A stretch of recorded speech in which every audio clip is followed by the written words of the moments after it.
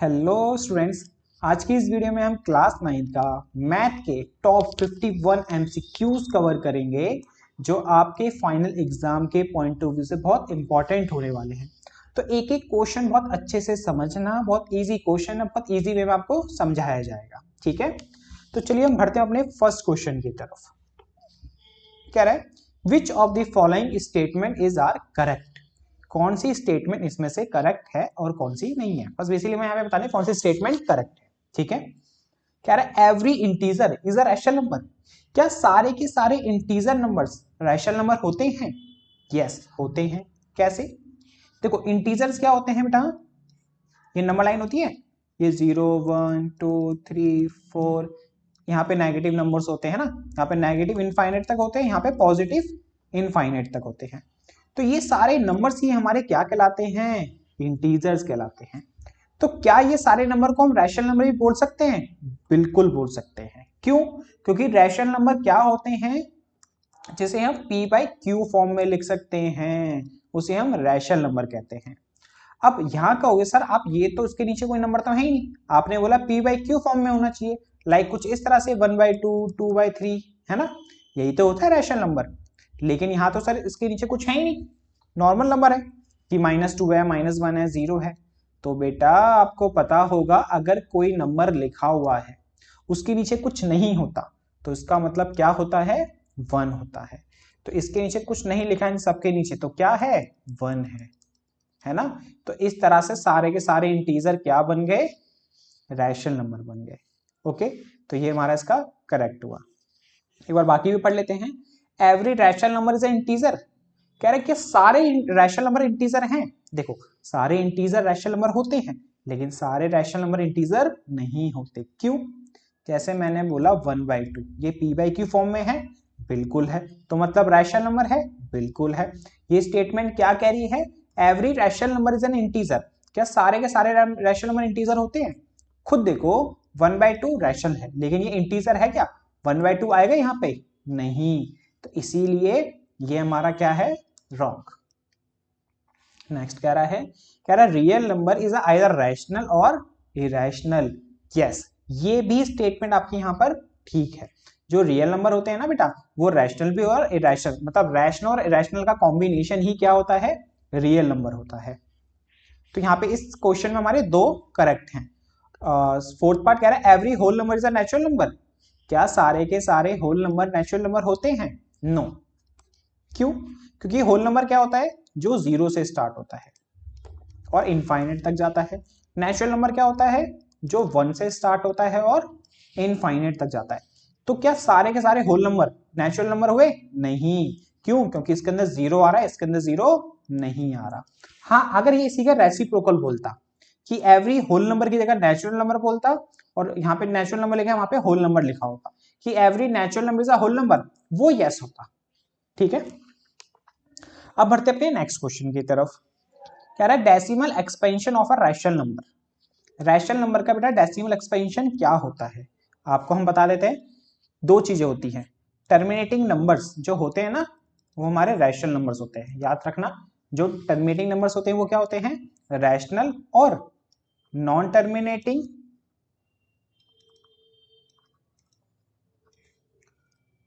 और repeating, non terminating और repeating, ये भी रैशनल नंबर होते हैं।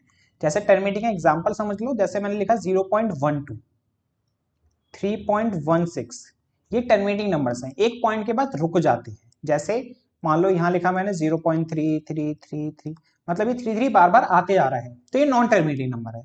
तो जितने भी टर्मिनेटिंग नंबर्स होते हैं वो क्या होते हैं? रैशनल नंबर्स होते हैं। और non terminating but repeat number हो रहे हो, नॉन टर्मिनेटिंग नंबर हो लेकिन नंबर सेम नंबर बार बार रिपीट हो रहे हो, तो वो भी रैशनल नंबर होता है। अगर नॉन टर्मिनेटिंग हो और नॉन रिपीटिंग हो, और क्या हो? नॉन रिपीटिंग हो, तो वो बेटा होते हैं इरेशनल नंबर। क्या होते हैं वो? Irrational number. ठीक है, जैसे देखो यहाँ पे 0.333, ये टर्मिनेट नॉन टर्मिनेटिंग भी है और रिपीटिंग भी है, तो इसका मतलब ये रैशनल है। अगर नॉन टर्मिनेटिंग और नॉन रिपीटिंग होता तो वो रैशनल नहीं, इरेशनल होता। तो इन चारों में से टर्मिनेटिंग और नॉन टर्मिनेटिंग रिपीटिंग जो ऑप्शन होगा वही हमारा क्या होगा, रैशनल नंबर। तो जो ऑप्शन है हमारा 2, देखो ना, टर्मिनेटिंग और नॉन टर्मिनेटिंग बट रिपीटिंग। तो ये हमारा इसका आंसर हुआ। नेक्स्ट क्वेश्चन देखते हैं। कह रहे विच of the following is a irrational number, इसमें से बताना है कौन सा इरेशनल नंबर है। अब देखो, आप अगर आप नॉर्मली देखो, आप लोगों ने पढ़ा होगा कि भाई जो रूट में नंबर्स होते हैं, रूट में नॉन परफेक्ट स्क्वायर नंबर जो होते हैं, रूट में नॉन परफेक्ट स्क्वायर नंबर वो इरेशनल नंबर होते हैं। क्या होते हैं वो, इरेशनल। अगर रूट में परफेक्ट स्क्वायर नंबर होते हैं तो वो रैशनल होते हैं। अब यहां पे आपको ये भी डाउट आ सकता है कि नॉन परफेक्ट स्क्वायर नंबर क्या होते हैं और परफेक्ट स्क्वायर नंबर क्या होते हैं। नॉन परफेक्ट क्या होते हैं बेटा, जो सेम नंबर्स को मल्टीप्लाई करके नहीं आते, और परफेक्ट स्क्वायर जो सेम नंबर्स को मल्टीप्लाई करके आते हैं, जैसे लाइक 1, 4, 9, 16, ये परफेक्ट स्क्वायर नंबर्स है। देखो सेम नंबर्स को मल्टीप्लाई करके आया है, 1 1 1, 2 2 4, 3 3 9, 4 4 16, तो ये परफेक्ट स्क्वायर नंबर्स होते हैं। और इसके अदरवाइज जो बचे वो हमारे नॉन परफेक्ट स्क्वायर नंबर्स होते हैं। ठीक है, अगर रूट के अंदर नॉन परफेक्ट है तो वो इरेशनल होता है, अगर रूट के अंदर परफेक्ट स्क्वायर नंबर लिखा है तो वो रैशनल नंबर होता है। अब यहां पर देखो पहले वाले ऑप्शन में √4/9, √4 की वैल्यू आपको पता है कितनी होती है, 2, और √9 की 3। √4 की वैल्यू कितनी होती है, 2, और √9 की कितनी होती है, 3। इसी तरह से √1250 की आपको पता है, नहीं पता। देखो मैं एक बार और दोबारा समझ लो, कुछ बच्चों को डाउट हो सकता है। जैसे √4 है, √4 की वैल्यू आपको पता होगा कितनी होती है, 2। क्यों, क्योंकि 4 एक ऐसा नंबर है जो सेम नंबर को मल्टीप्लाई करके आता है जो है 2, तो इसलिए √4 की वैल्यू 2 होती है। इसी तरह से नीचे √9 है, √9 भी एक परफेक्ट स्क्वायर नंबर है। क्यों, 9 एक परफेक्ट स्क्वायर इसलिए है क्योंकि 3 3 से 9 होता है, तो जिसका वो स्क्वायर होता है वो उसका स्क्वायर रूट होता है, तो इसका क्या है, 3। तो इस तरह से √4/9 की वैल्यू होती है 2/3, और रूट हो जाता है रिमूव।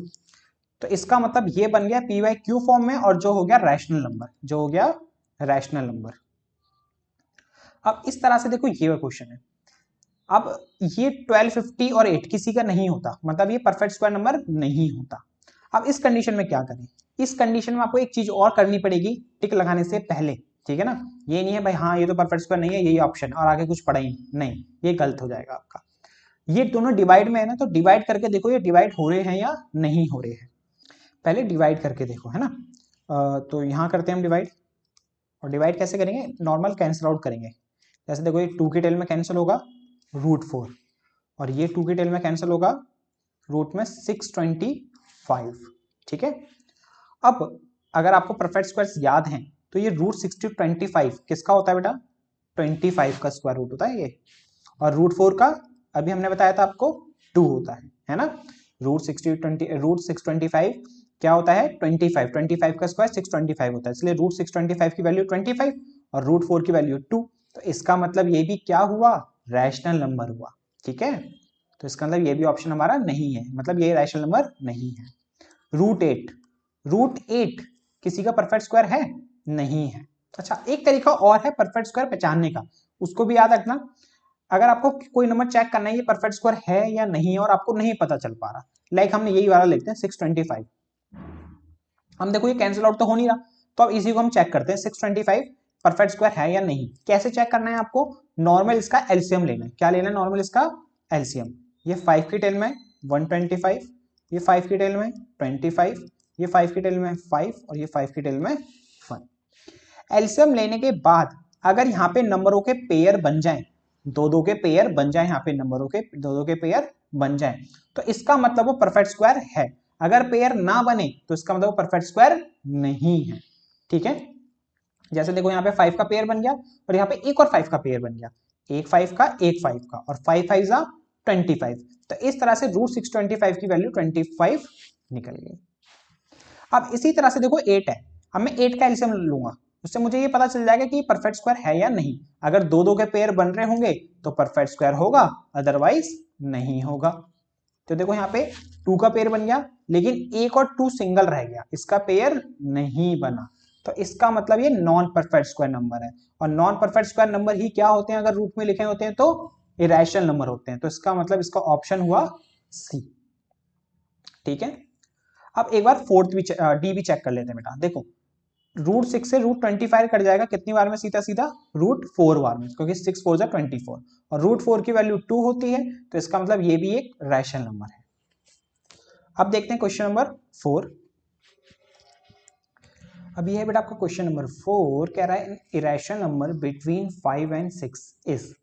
हमें 5 और 6 के बीच में बताना है कौन सा रैशनल नंबर होगा इन ऑप्शन में से, ठीक है। तो थोड़ा सा हमें पहले समझना पड़ेगा रैशनल नंबर होता क्या है। मुझे पता है आप भाई एंड टाइम चल रहा है, आप लोगों को पता होगा रैशनल नंबर, लेकिन एक बार और थोड़ा सा रिवाइज कर लेते हैं। इरेशनल नंबर क्या होता है, जिसे हम पी पाई की फॉर्म में नहीं ले सकते, उसे हम इरेशनल नंबर कहते हैं। और जस्ट मैंने भी आपको जस्ट थोड़ी देर पहले बताया डेसिमल फॉर्म में कैसे चेक करते हैं, नॉन टर्मिनेटिंग और नॉन रिपीटिंग, है ना। डेसिमल में ऐसे चेक करते हैं कि वो रैशनल है या इरेशनल है, मतलब ये अगर ये दोनों चीजें हैं तो वो इरेशनल नंबर होता है। तो अब हमें बताना है 5 और 6 के बीच में, 5 और 6 के बीच में इरेशनल नंबर बताना है कोई। तो जो होगा ना 5 और 6 के बीच में कैसा होगा, 5.1325 कुछ भी, मतलब 5.56732572 मतलब कुछ भी। देखो नॉन टर्मिनेटिंग हुआ, बार बार नंबर रिपीट हो रहे हैं, चलते जा रहे हैं, और नॉन रिपीटिंग मतलब एक ही नंबर बार बार आ रहा है, रिपीट हो रहा है, पैटर्न बन रहा है, लाइक कुछ इस तरह से 12 12 12 12, इसको रिपीटिंग बोलते हैं। अगर ये होता तो वो तो रैशनल है, अगर कोई पैटर्न नहीं बन रहा तो वो इरेशनल है, तो इनको इरेशनल कहा जाता है, ठीक है। इतना सा बस, इतना सा दिमाग में याद रखना आप, ठीक है। अब देखो हाफ ऑफ 5 + 6, इसका मतलब क्या हुआ, 5 और 6 11 डिवाइड बाई 2, तो ये कैंसिल होकर कितना आ रहा है 5.5। रूट ऑफ 5 + 6 √11, √11 से पहले कौन सा परफेक्ट स्क्वायर होता है बेटा, 9, और 9 का आंसर क्या आता है 3 पॉइंट समथिंग, तो इसका भी आंसर जो आएगा ना वो 3 पॉइंट समथिंग में होगा, तो इसलिए ये भी ऑप्शन नहीं है। और हाफ ऑफ 5 + 6 5.5 आ रहा है, और 5.5 एक टर्मिनेटिंग नंबर है जो होता है रैशनल, तो इसलिए ये भी नहीं है। रूट में 5 × 6, 5 × 6 मतलब 30, 30 से पहले कौन सा परफेक्ट स्क्वायर होता है 25, और 25 होता है, और 25 का आंसर होता है 5 पॉइंट समथिंग, 5 पॉइंट समथिंग, तो इसका मतलब ये हमारा ऑप्शन हुआ। समझ में आया मैंने क्या कहा। देखो जब हम रूट के अंदर कोई नंबर होता है ना, जब उसको हम सॉल्व करते हैं तो उसका आंसर हमेशा नॉन टर्मिनेटिंग बनता है। कैसा बनता है, हमेशा नॉन टर्मिनेटिंग बनता है। तो इसी तरह से यहाँ पे ये √30 है, √30 से पहले परफेक्ट स्क्वायर होता है 25, 25 का होता है 5, अगर ये 30 है, ऑब्वियसली बात सोचो 25 का 5 है तो ये 30 है, और 25 के बाद कौन सा परफेक्ट स्क्वायर होता है 36, जिसका होता है 6, और उस 25 का 5, और √30 किसके बीच में आ रहा है, इन्हीं दोनों के बीच में आ रहा है। तो इसका मतलब क्या हुआ कि 5 और 6 के बीच में रैशनल नंबर कौन सा बनेगा, सी ऑप्शन का, ठीक है। ये देखो ये बहुत इजी क्वेश्चन है और अच्छा क्वेश्चन है। कह रहा है 2 की पावर 3 उसकी पावर 2 इक्वल है 4 की पावर x के, तो फाइंड करो 3 की पावर x क्या होगा। देखो जब इस सिचुएशन में पावर्स होती हैं तो क्या हो जाती हैं, मल्टीप्लाई, तो 2 की पावर 3 × 2, यहाँ पे 4 की पावर x है ना, क्या 4 को हम सिंप्लीफाई करके ये लिख सकते हैं 2 का स्क्वायर, बिल्कुल लिख सकते हैं, क्योंकि 2 का स्क्वायर ही क्या होता है 4 होता है, 2 का स्क्वायर ही क्या होता है बेटा 4, और इस पूरे की पावर x है, समझ रहे हो। मैंने 4 को तो लिखा 2 का स्क्वायर, और ये पावर में x तो लिखेंगे ही लिखेंगे ना, तो 2 की पावर 3 × 2 है तो जो हो गया 6, यहाँ पे 2 की पावर 2x है जो हो गया 2 की पावर 2x, ठीक है। कभी भी अगर बीच में इक्वल का साइन है और आमने सामने सेम नंबर लिखे हुए हैं, बीच में इक्वल का साइन है और आमने सामने सेम नंबर लिखे हुए हैं, तो पावर्स भी इक्वल होती हैं, तो पावर्स भी इक्वल होती हैं, मींस 6 इक्वल होगा किसके 2x के, तो अब 2 मल्टीप्लाई में डिवाइड कर देंगे तो यहां से भाई हमारा x आ गया 3, x आ गया कितना 3, ठीक है। अब हमें निकालना क्या था 3 की पावर x, और x की वैल्यू हम यहां से निकाल चुके हैं जो है 3, तो 3 की पावर 3 होता है 27, तो ऑप्शन हुआ हमारा यहाँ पे 4। अब बढ़ते अपने छठे क्वेश्चन की तरफ। 256 पावर में 0.16 इंटू में 256 पावर में 0.09। इसको सिंप्लीफाई करना है और बताना है इसमें से कौन सा ऑप्शन है। तो देखो बेस सेम है, बीच में मल्टीप्लाई का साइन है, हमने प्रॉपर्टी पढ़ी है एक्सपोनेंट फर्स्ट चैप्टर में, अगर बेस सेम होता है बीच में मल्टीप्लाई का साइन होता है तो पावर क्या हो जाती है, प्लस हो जाती है। क्या हो जाती है भाई, प्लस हो जाती है।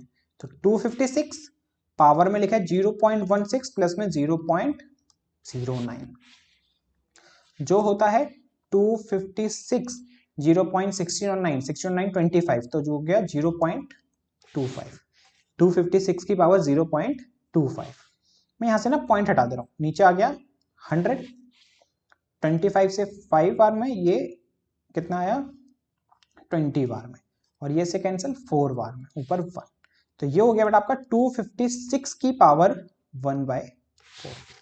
डेसिमल से सबसे पहले आपको फ्रैक्शन बनाना है जब भी ऐसा क्वेश्चन आता है। समझ में आया हमने क्या करा, पहले पावर्स को प्लस करा, फिर मैंने डेसिमल हटा के नीचे 100 लिखा क्योंकि पॉइंट का 2 नंबर्स हैं, कैंसिल आउट करा तो ये आ गया 1/4। तो ये हो गया 256 की पावर 1/4। अब इसको देखो कैसे सिंप्लीफाई करेंगे, जो ये नंबर है ना 256 इसको पावर में कन्वर्ट करो। अब पावर में कैसे कन्वर्ट करोगे, 256 का ले लो एलसीएम, 128 बार में, 64 बार में, 32 बार में, 16 बार में, 8 बार में, 4 बार में, 2 बार में और ये 1 बार में। तो कितने हो गए भाई, 1 2 3 4 5 6 7 8। तो इसको हम लिख सकते हैं 2 की पावर 8 और इस पूरे की पावर क्या है 1/4। और इस सिचुएशन में पावर क्या होती है मल्टीप्लाई, तो 4 से 8 कैंसिल 2 बार में, तो ये बचा 2 का स्क्वायर और 2 का स्क्वायर क्या होता है 4।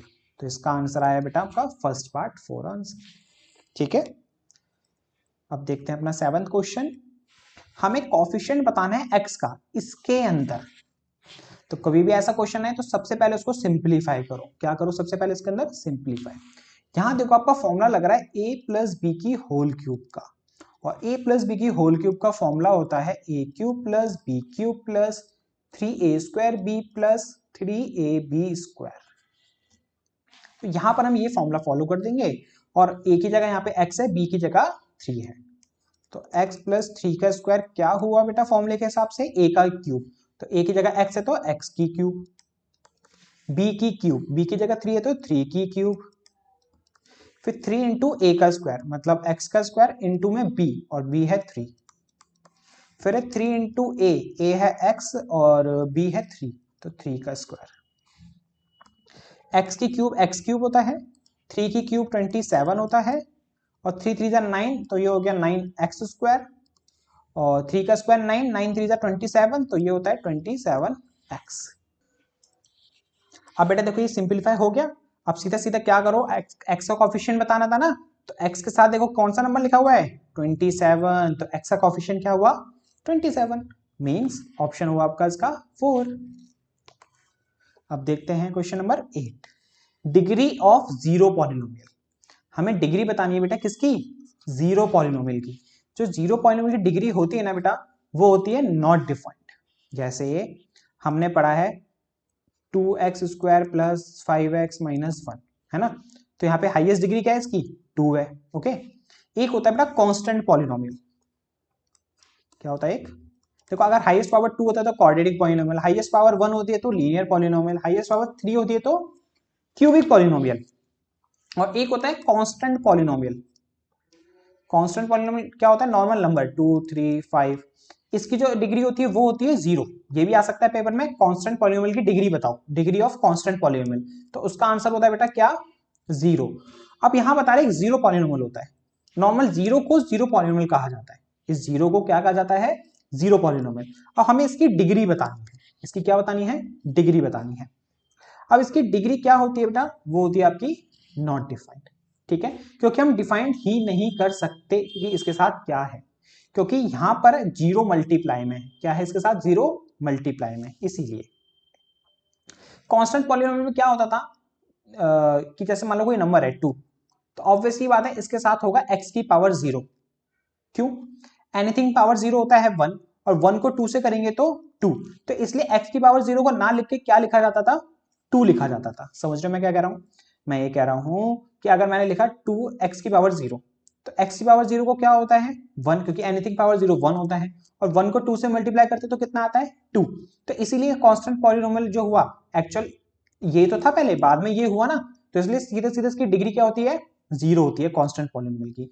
लेकिन जब 0 पॉलिनोमियल है उसको हम डिफाइन कर ही नहीं सकते क्या होगी, तो इसलिए इसका आंसर क्या रहता है नॉट डिफाइंड। याद रखना कांस्टेंट पॉलिनोमियल की डिग्री क्या होती है 0, और 0 पॉलिनोमियल की डिग्री क्या होती है नॉट डिफाइंड।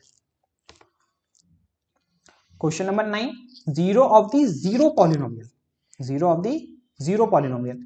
अब ये पहले इसको भूल जाओ, अभी ये जीरो पॉलिनोमियल कैसे निकालते हैं उसको समझो। मान लो मैंने आपको पॉलिनोमियल दिया 2x + 1, मैंने आपसे बोला इसका जीरो पॉलिनोमियल बताओ क्या होगा, तो कैसे करते थे बेटा इसको, नॉर्मल आपकी बुक का एनसीईआरटी का क्वेश्चन है, 2x + 1 को 0 के इक्वल लिखेंगे, फिर नॉर्मल इक्वेशन की तरह सॉल्व कर दो, प्लस का 1 इधर आके माइनस का 1, तो यहां से x की वैल्यू आ गई माइनस का 1/2। तो ये जीरो ऑफ द पॉलिनोमियल होता है इस इक्वेशन का, इस पॉलिनोमियल का, ठीक है। लेकिन ये क्या बोल रहा है, कोई पॉलिनोमियल दिया, इसने बोला है जीरो का बताओ क्या होगा, किसका zero of the zero polynomial, इसका हमें जीरो पॉलिनोमियल बताना है। तो इसके साथ अब क्या होगा बेटा कि मतलब इसके अंदर ऐसे क्या पुट करें कि आंसर जीरो ही मिले, कुछ भी पुट कर लो, कुछ भी, समझ रहे हो, यहाँ पे ऐसा क्या नंबर किसके साथ में पुट करें कि क्या हो आंसर आपका जीरो ही आए, क्योंकि जीरो पॉलिनोमियल क्या होता है ऐसा नंबर जो पुट करने पे जीरो थे, ऐसा नंबर x की जगह पुट करने पे क्या दे जीरो थे।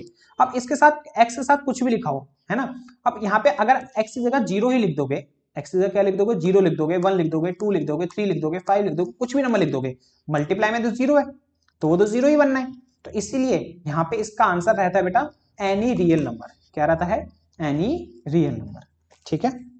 याद कर लो, रट्टा मार लो, जो करना है वो कर लो, zero of the zero polynomial is any real number, degree of constant polynomial is zero, degree of zero polynomial is not defined. Question number 10, देखो ये भी बहुत अच्छा क्वेश्चन है, पेपर में आता है, कह रहा है f(x) है x + 3 के इक्वल, तो बताना आपको f(x) + f - x क्या होगा। देखो बच्चे थोड़े कंफ्यूज हो जाते हैं, यहाँ पे f(x) क्या है x + 3, और यही तो निकालना है f(x) x + 3 है, फिर कह रहा है f - x बताओ क्या है।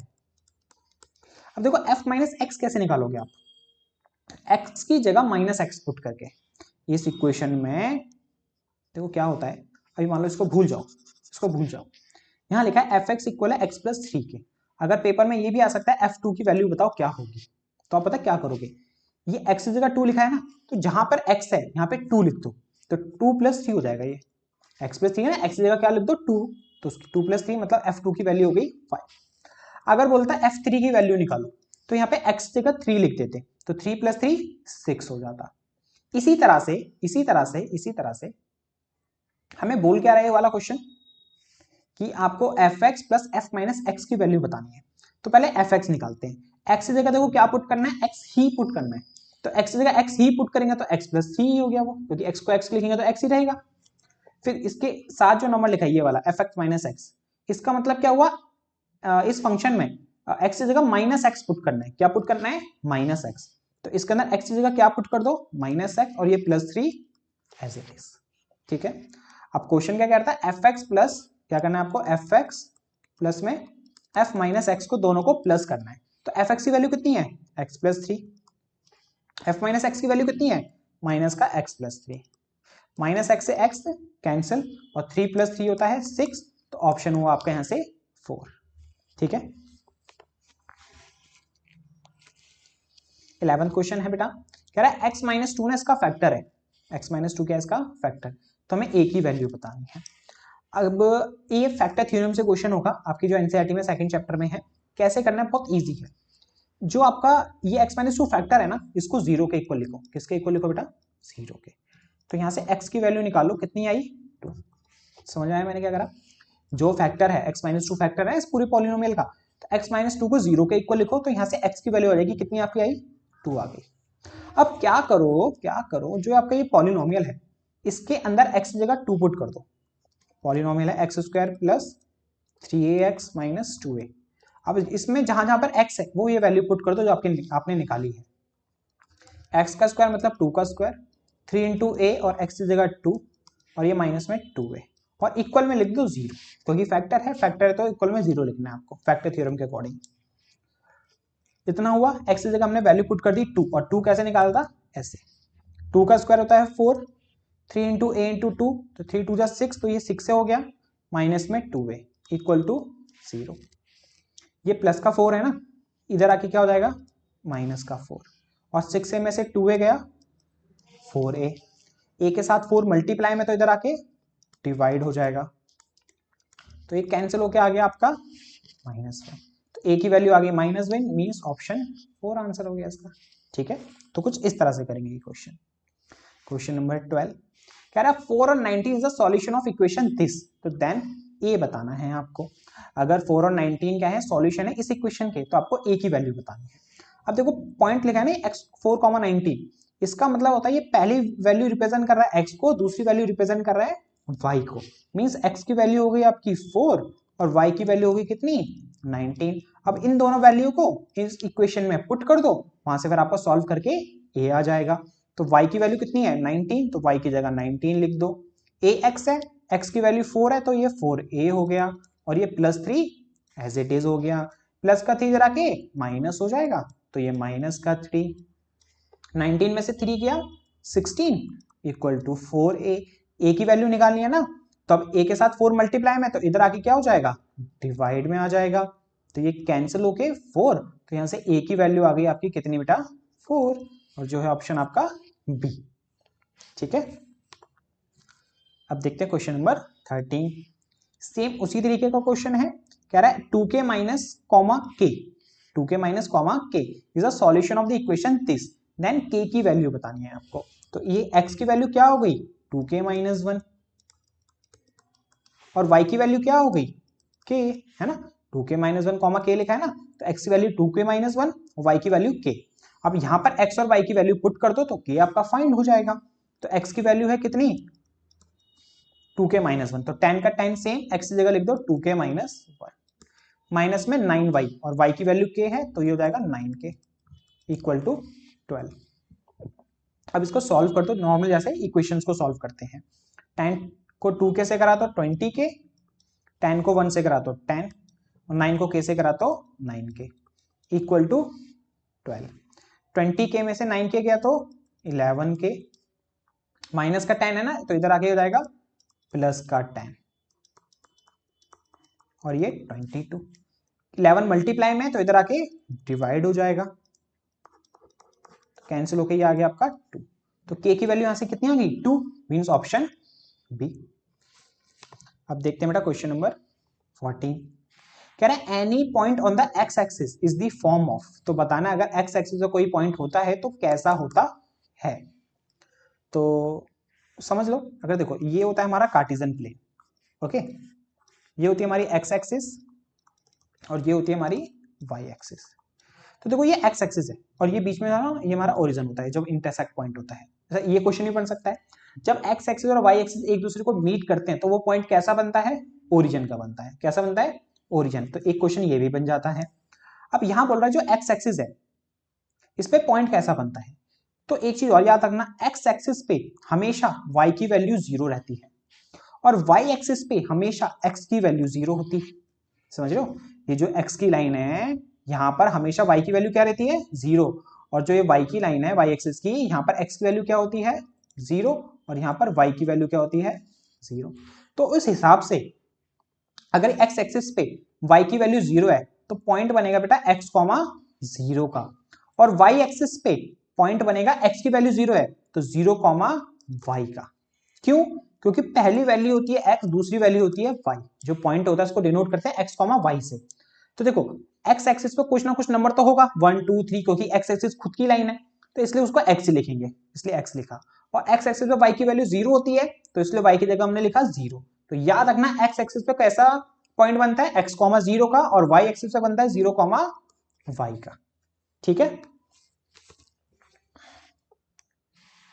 If 2, 0 is a solution of linear equation this find the value of k। अभी हमने क्वेश्चंस करे ऐसे कि हमारी x की वैल्यू हो गई 2, y की वैल्यू हो गई 0, तो पुट कर दो यहाँ पे x जगह 2 पुट कर दो, y की जगह 0 पुट कर दो, 2 2 जा 4 और 3 को 0 से करा 0, तो 0 लिखो मत, 0 कोई वैल्यू नहीं, प्लस करोगे 4 से तो 4 ही आएगा, तो यहां से सीधा k की वैल्यू आएगी कितनी 4, तो means option 4, sorry option 1 answer is 4।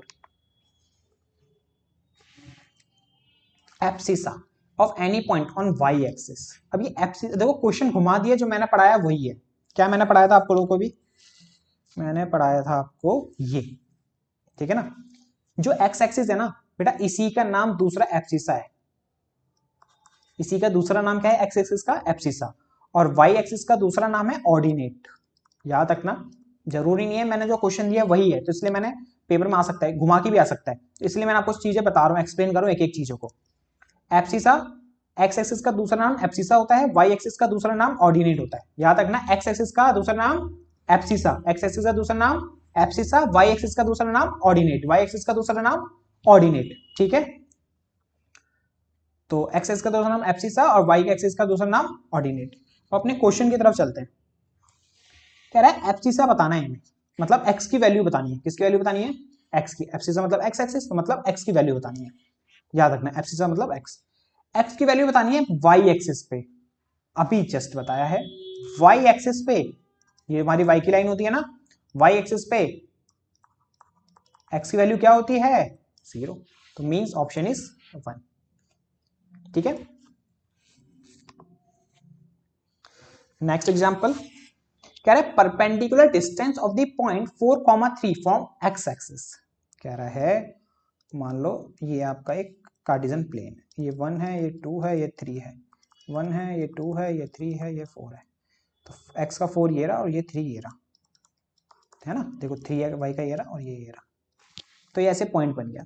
कह रहा है ये x एक्सिस है, ये हमारी x एक्सिस होती है ना, x एक्सिस से ये पॉइंट कितनी दूर है, ये जो पॉइंट है x एक्सिस से कितनी दूर है, परपेंडिकुलर डिस्टेंस कितना है इसका। तो देखो इसका परपेंडिकुलर डिस्टेंस कितना है, ऐसे सीधा वर्टिकल, और ये वर्टिकल में देखा जाए तो कितना जा रहा है बेटा 3 यूनिट ऊपर, कितना जा रहा है 3 यूनिट ऊपर, तो इसका मतलब x एक्सिस से ये कितना डिस्टेंस पे है, परपेंडिकुलर डिस्टेंस पे है 3 यूनिट डिस्टेंस पे, ठीक है।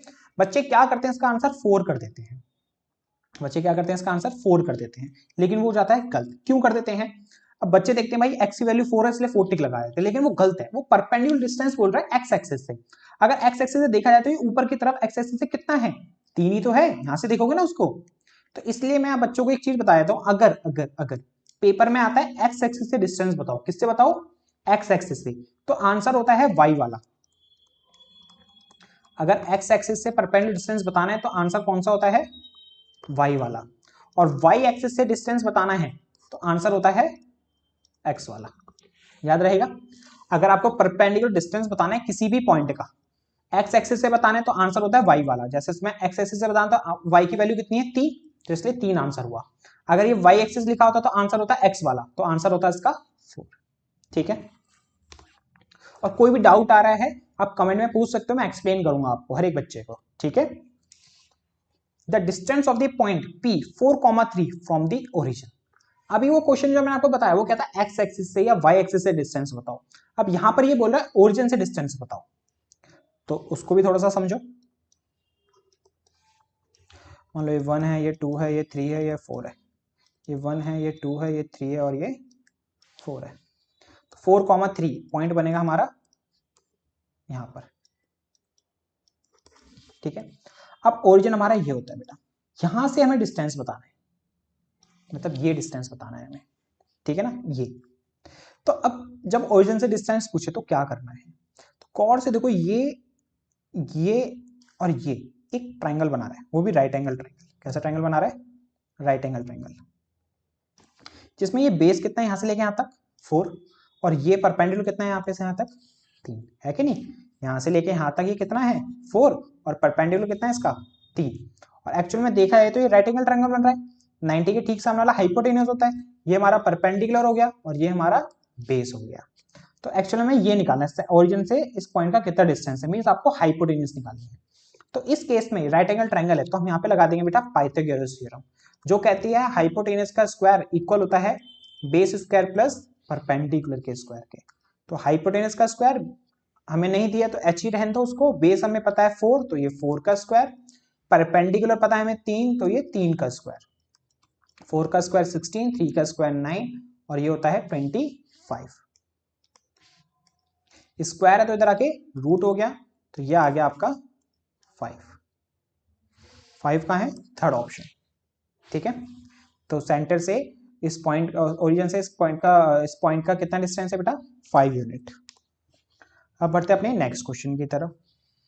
कह रहा है which of the following needs a proof, इनमें से किसको प्रूफ की जरूरत होती है? वो है बेटा थ्योरम। थ्योरम्स को प्रूफ की जरूरत होती है बिकॉज ऑफ ये क्या है, ये तो डेफिनेशन और नॉर्मल कुछ नहीं है। तो और जो एक्सियम्स हैं, जो पोस्टुलेट्स हैं, जैसे एक्सियम्स है, ये क्या होता है बेटा? यूनिवर्सल ट्रूथ होता है ऐसा, ये यूनिवर्सल ट्रूथ है, तो इसको प्रूफ की कोई जरूरत नहीं है। जो थ्योरम्स होती है उसको प्रूफ की जरूरत होती है। तो which of the following needs a proof is a theorem is a answer. ठीक है, एक्सियम्स आर एज्यूम्स, जो एक्सियम्स होती हैं वो क्या होती हैं? Universal truth in all branches of mathematics, universal truth specific to geometry, या थ्योरम या डेफिनेशन। तो इसका आंसर है बेटा यूनिवर्सल ट्रूथ। लेकिन यहां पे दो ऑप्शन दिए आपको, ऑल ब्रांचेस ऑफ मैथमेटिक्स या specific to geometry. Not a all, only बेटा स्पेसिफिक टू ज्योमेट्री के अंदर बात होती है इसकी, तो इसलिए universal truth specific to the geometry. ठीक है, एग्जाम्स क्या होते हैं? यूनिवर्सल ट्रूथ ज्योमेट्री के अंदर।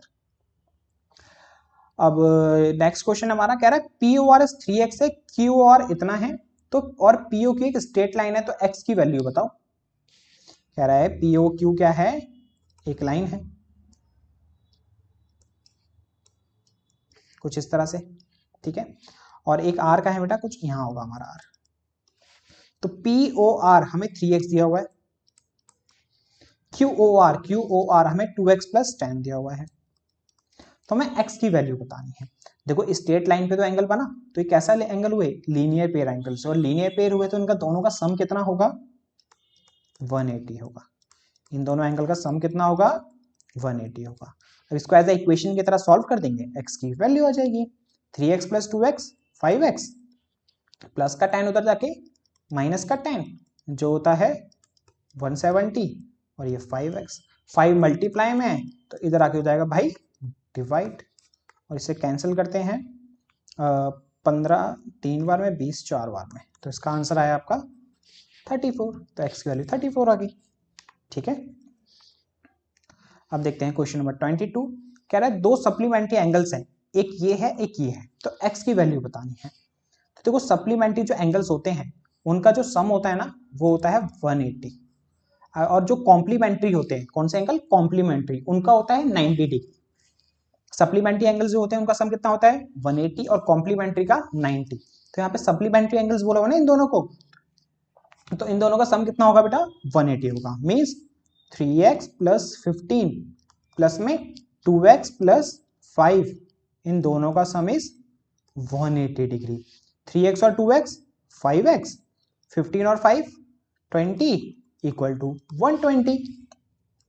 अब नॉर्मल इसको एज ए इक्वेशन की तरह सॉल्व कर देते हैं, प्लस का 20 इधर आके माइनस का हो जाएगा, ये होता है 160, 5 मल्टीप्लाई में तो इधर आके डिवाइड हो जाएगा, 3 तो 32 आ गया इसका, 32 इज फर्स्ट ऑप्शन। ठीक है, 23 कह रहा है if two acute angle of a right angle triangles are equal then each acute angle is equal to. कह रहा है एक राइट एंगल ट्राइंगल है, कैसा ट्राइंगल है? एक right angle. Right angle triangle क्या होता है बेटा? ऐसा ट्राइंगल जिसमें एक एंगल 90 हो, एक एंगल क्या हो? 90 हो। कह रहा है जो एक राइट एंगल ट्राइंगल में जो दो एक्यूट एंगल्स हैं, जो कैसे एंगल्स हैं? एक्यूट, एक्यूट जो 90 से छोटे हैं, ये दोनों 90 से छोटे हैं, वो आपस में एक दूसरे के इक्वल है। अगर ये x है तो ये भी x है, तो बताओ एक्यूट एंगल क्या होगा? समझ रहे हो? एक राइट एंगल ट्राइंगल है जो 90 डिग्री का होता है, उसमें जो एक्यूट एंगल्स हैं जो 90 से लेस देन है, वो दोनों क्या है? इक्वल है। अगर एक x है तो दूसरा भी x है, तो बताओ एक्यूट एंगल्स क्या है? तो आपको जैसे ही पता है ट्राइंगल में तीनों एंगल का सम जो होता है 180 होता है, तो एक है x, एक है 90, एक है x, means x plus 90 plus x, तीनों का सम कितना होगा? 180 होगा। x और x 2x होता है, प्लस का 90 उधर जाके जाएगा राइट हैंड साइड जाके, प्लस का है तो माइनस का, 2x equal to 180 minus 90 90, 2 multiply में है तो इधर आके डिवाइड और कैंसिल होके 45, मींस ऑप्शन 2। ठीक है, question number 24, which of the following is not a criteria of congruence of triangle. SS criteria होता है, एएसए क्राइटेरिया होता है, एसएसएस भी क्राइटेरिया होता है, लेकिन एसएसए कोई क्राइटेरिया नहीं होता, तो इसलिए ऑप्शन हुआ इसका थर्ड। ठीक है ना, एसएस पढ़ा है ना हमने, side angle side, ASA angle side angle, SSS side side side, हमने एक आरएचएस भी पढ़ा है ना, लेकिन एसएसए कोई क्राइटेरिया हमने नहीं पढ़ा, तो इसलिए ये ऑप्शन नहीं होगा। नेक्स्ट क्वेश्चन कह रहा है दो ट्राइंगल्स हैं एबीसी और पीक्यूआर, उसमें ए बी इक्वल है क्यू आर के, बी सी इक्वल है आर पी के, सी ए इक्वल है पी क्यू के। देन बताना है इन चारों में से कौन से ट्राइंगल सिमिलर होंगे, कौन से ट्राइंगल क्या होंगे, सिमिलर होंगे। अब तो कोई छोटी सी ना ट्रिक है इसके अंदर, क्या ट्रिक है आपको बताते हैं। तो कोई ये लिखा है ए बी सी और पी क्यू आर, क्या होता है हमने पढ़ा है जब दो ट्राइंगल कॉन्ग्रुएंट होते हैं, जब दो ट्राइंगल क्या होते हैं कॉन्ग्रुएंट, तो उसके कॉरस्पॉन्डिंग पार्ट्स इक्वल होते हैं, कॉरस्पॉन्डिंग पार्ट्स चाहे कॉरस्पॉन्डिंग एंगल हो, कॉरस्पॉन्डिंग साइड हो, वो इक्वल होती है। तो जैसे इसने बोला है ट्राइंगल एबीसी कॉन्ग्रुएंट है ट्राइंगल पी क्यू आर के, बिना फिगर के ही हम ना इनके नाम से ही पता ला सकते हैं कौन सा कॉरस्पॉन्डिंग है। जैसे देखो इसका फर्स्ट दोनों लिखा है ए बी और इसका फर्स्ट दो लिखा है पी क्यू, तो ए बी इक्वल होगा पी क्यू के, जो ए बी साइड होगी किसके इक्वल होगी, पी क्यू के। ठीक है, इस तरह से। अब इसका लास्ट का दो है बी सी, इसका लास्ट का दो है क्यू आर, तो बी सी साइड इक्वल होगी क्यू आर के।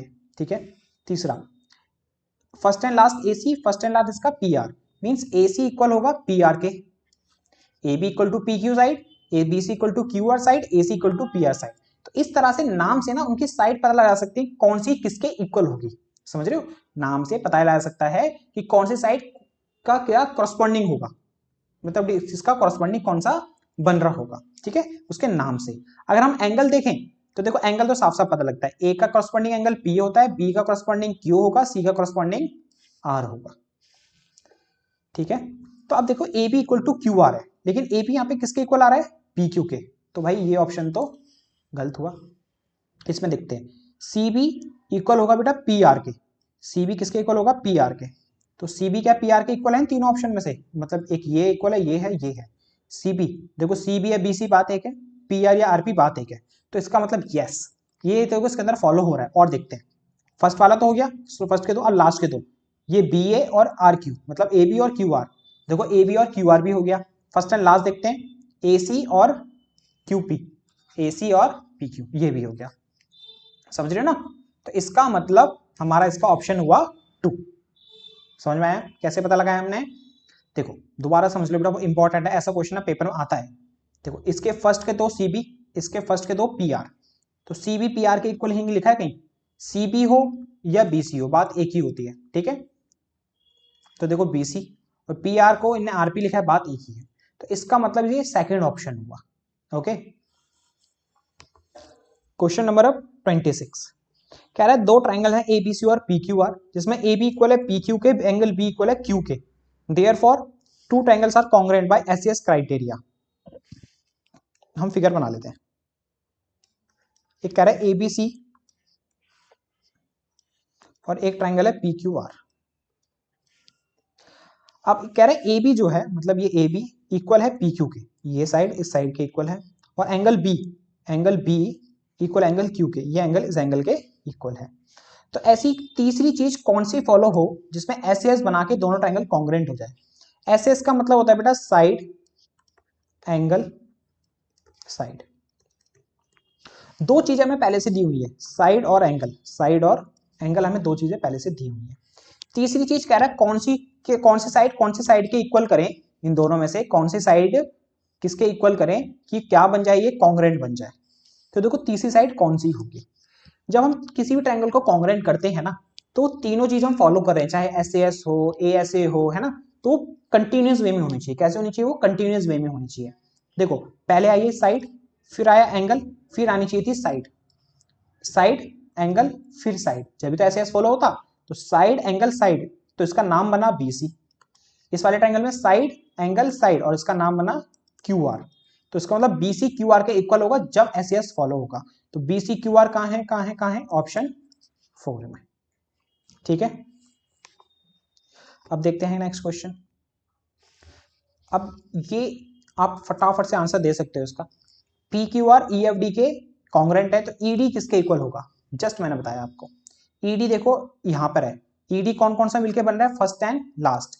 इस ट्रायंगल में फर्स्ट एंड लास्ट क्या है? P R. तो इसका मतलब ऑप्शन थर्ड है ना, समझ रहे हो? ये दोनों ट्रायंगल कॉन्ग्रेंट है, तो कह रहे हैं ईडी किसके इक्वल होगा। तो ई और डी कौन कौन से है बेटा? इस वाले ट्रायंगल में फर्स्ट एंड लास्ट अल्फाबेट है, तो इसका फर्स्ट एंड लास्ट अल्फाबेट क्या है? P R. तो ईडी किसके इक्वल होगा? पी आर के इक्वल होगा। ठीक है। Question number 28। Two diagonals are equal. दो डायगोनल्स बेटा किस में इक्वल होती हैं? पैरेललोग्राम में नहीं, रोम्बस में नहीं, ट्रेपेजियम में नहीं, रेक्टेंगल्स में डायगोनल्स इक्वल होती है। ठीक है, इनों में नहीं होती। 29 कह रहा है figure form by joining the mid point of the adjacent sides of a rhombus.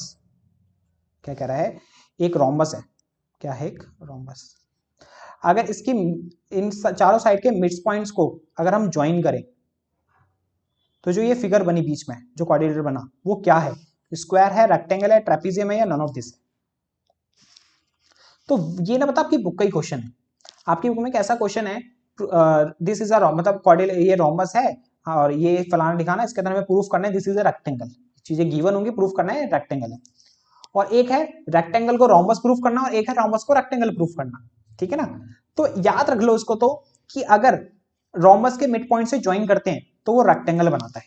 Rhombus के मिड पॉइंट से ज्वाइन करते हैं तो क्या बनाता है? वो रेक्टेंगल। और चेंज हो क्या आएगा? अगर रेक्टेंगल के मिड पॉइंट से ज्वाइन होता है तो वो बनता है रोम्बस। समझ रहे हो मैं क्या कह रहा हूं? अगर रोम्बस है, रोम्बस के मिड पॉइंट ज्वाइन करते हैं तो क्या बनता है बेटा? रेक्टेंगल। अगर रेक्टेंगल के मिड पॉइंट को ज्वाइन करके बनाते हैं तो वो बनता है रोम्बस। याद रखना। अभी जो मैं यहाँ पे क्वेश्चन है वो क्या है? रोम्बस वाला है, तो रोम्बस से रेक्टेंगल बनेगा। अगर रोम्बस की जगह पे रेक्टेंगल लिखा होता तो आंसर होता रोम्बस। ठीक है, तो इसका आंसर अभी यहाँ पे हुआ हमारा सेकंड पार्ट, जो इज अ रेक्टेंगल। कह रहे एक पैरेललोग्राम है एबीसीडी, तो बना लेते फटाफट से। एबीसीडी एक एबीसीडी पैरेललोग्राम है। इसमें डी ए बी मतलब ये एंगल 75 है। डीबीसी, डी बी बनाना पड़ेगा हमें, डीबी, जब तो डीबीसी बनेगा। डीबीसी 60 है, तो हमें बीडीसी बताना है। बीडीसी मतलब ये वाला एंगल हमें फाइंड करना है। मान लो ये एक्स है, ठीक है, ये एंगल आपको फाइंड करना है। बहुत इजी है। हमें पता है पैरेललोग्राम में अपोजिट एंगल्स इक्वल होते हैं। प्रॉपर्टी पढ़ी है हम लोगों ने कि पैरेललोग्राम में अपोजिट एंगल एक दूसरे के क्या होते हैं? इक्वल। अगर ये 75 है तो ये भी कितना होगा? 75 होगा। होगा कि नहीं होगा? अब जो ये ट्रायंगल है, ट्रायंगल बन रहा है टीबीसी, ट्रायंगल में तीनों एंगल का सम कितना होता है? 180 होता है। और तीनों एंगल का सम 180 होता है, मतलब x प्लस में 75 प्लस में 60, इन तीनों का सम 180। इसको सॉल्व कर लेंगे, x आ जाएगा।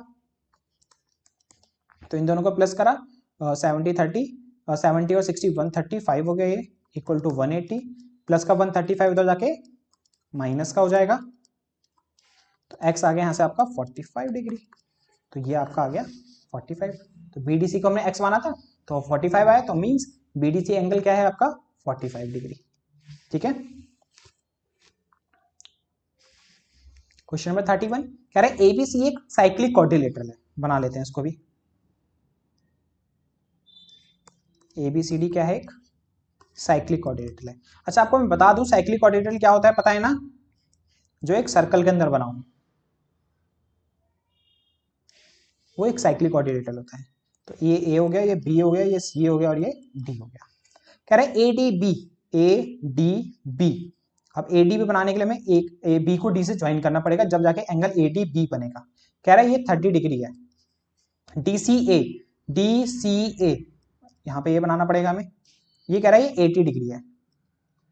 तो डी ए बी बताना है। डी ए बी मीन्स आपको ये पूरा एंगल फाइंड करना है, ये वाला डी ए बी, ये पूरा। ठीक है, तो कैसे करेंगे भाई अब इसको? अब देखो ये जो साइड है ए बी, गौर से देखो, मैं डार्क कर रहा हूं, जो ए बी से ना एक एंगल बन रहा है, मतलब ए बी सेगमेंट से एक एंगल बन रहा है, ये वाला जो मैंने डार्क करा अभी जस्ट, जैसे जो 30 डिग्री है बन रहा है। गौर से देखो, ए बी लाइन से अगर मैं इनके एंड पॉइंट से ज्वाइन करूं तो ये एंगल बन रहा है एक डी वाला, और इसी दोनों के एंड पॉइंट से एक और एंगल बन रहा है, ये सी वाला, ये वाला बन रहा है, बिल्कुल बन रहा है। समझ में आया मैं क्या करूं? दोबारा समझो,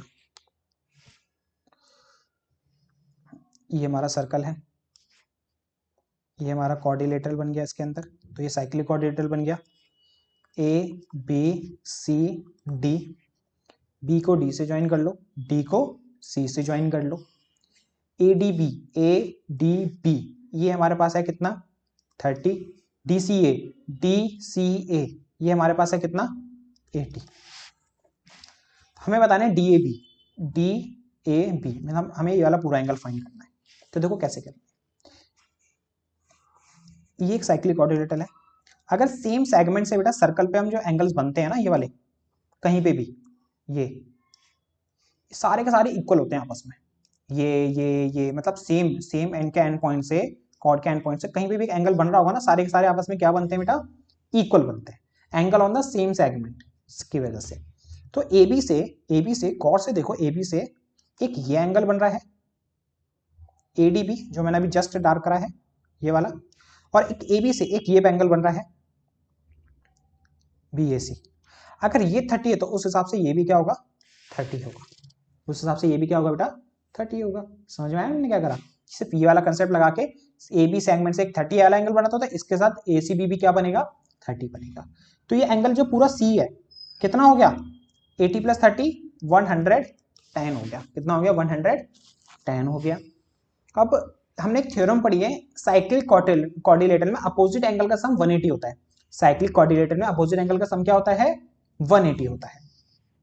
तो जो ये एंगल है जिसका नाम है डी ए बी प्लस में इसके सामने वाला एंगल जो है ये वाला सी, डी सी बी, इन दोनों का सम कितना होगा 180 होगा।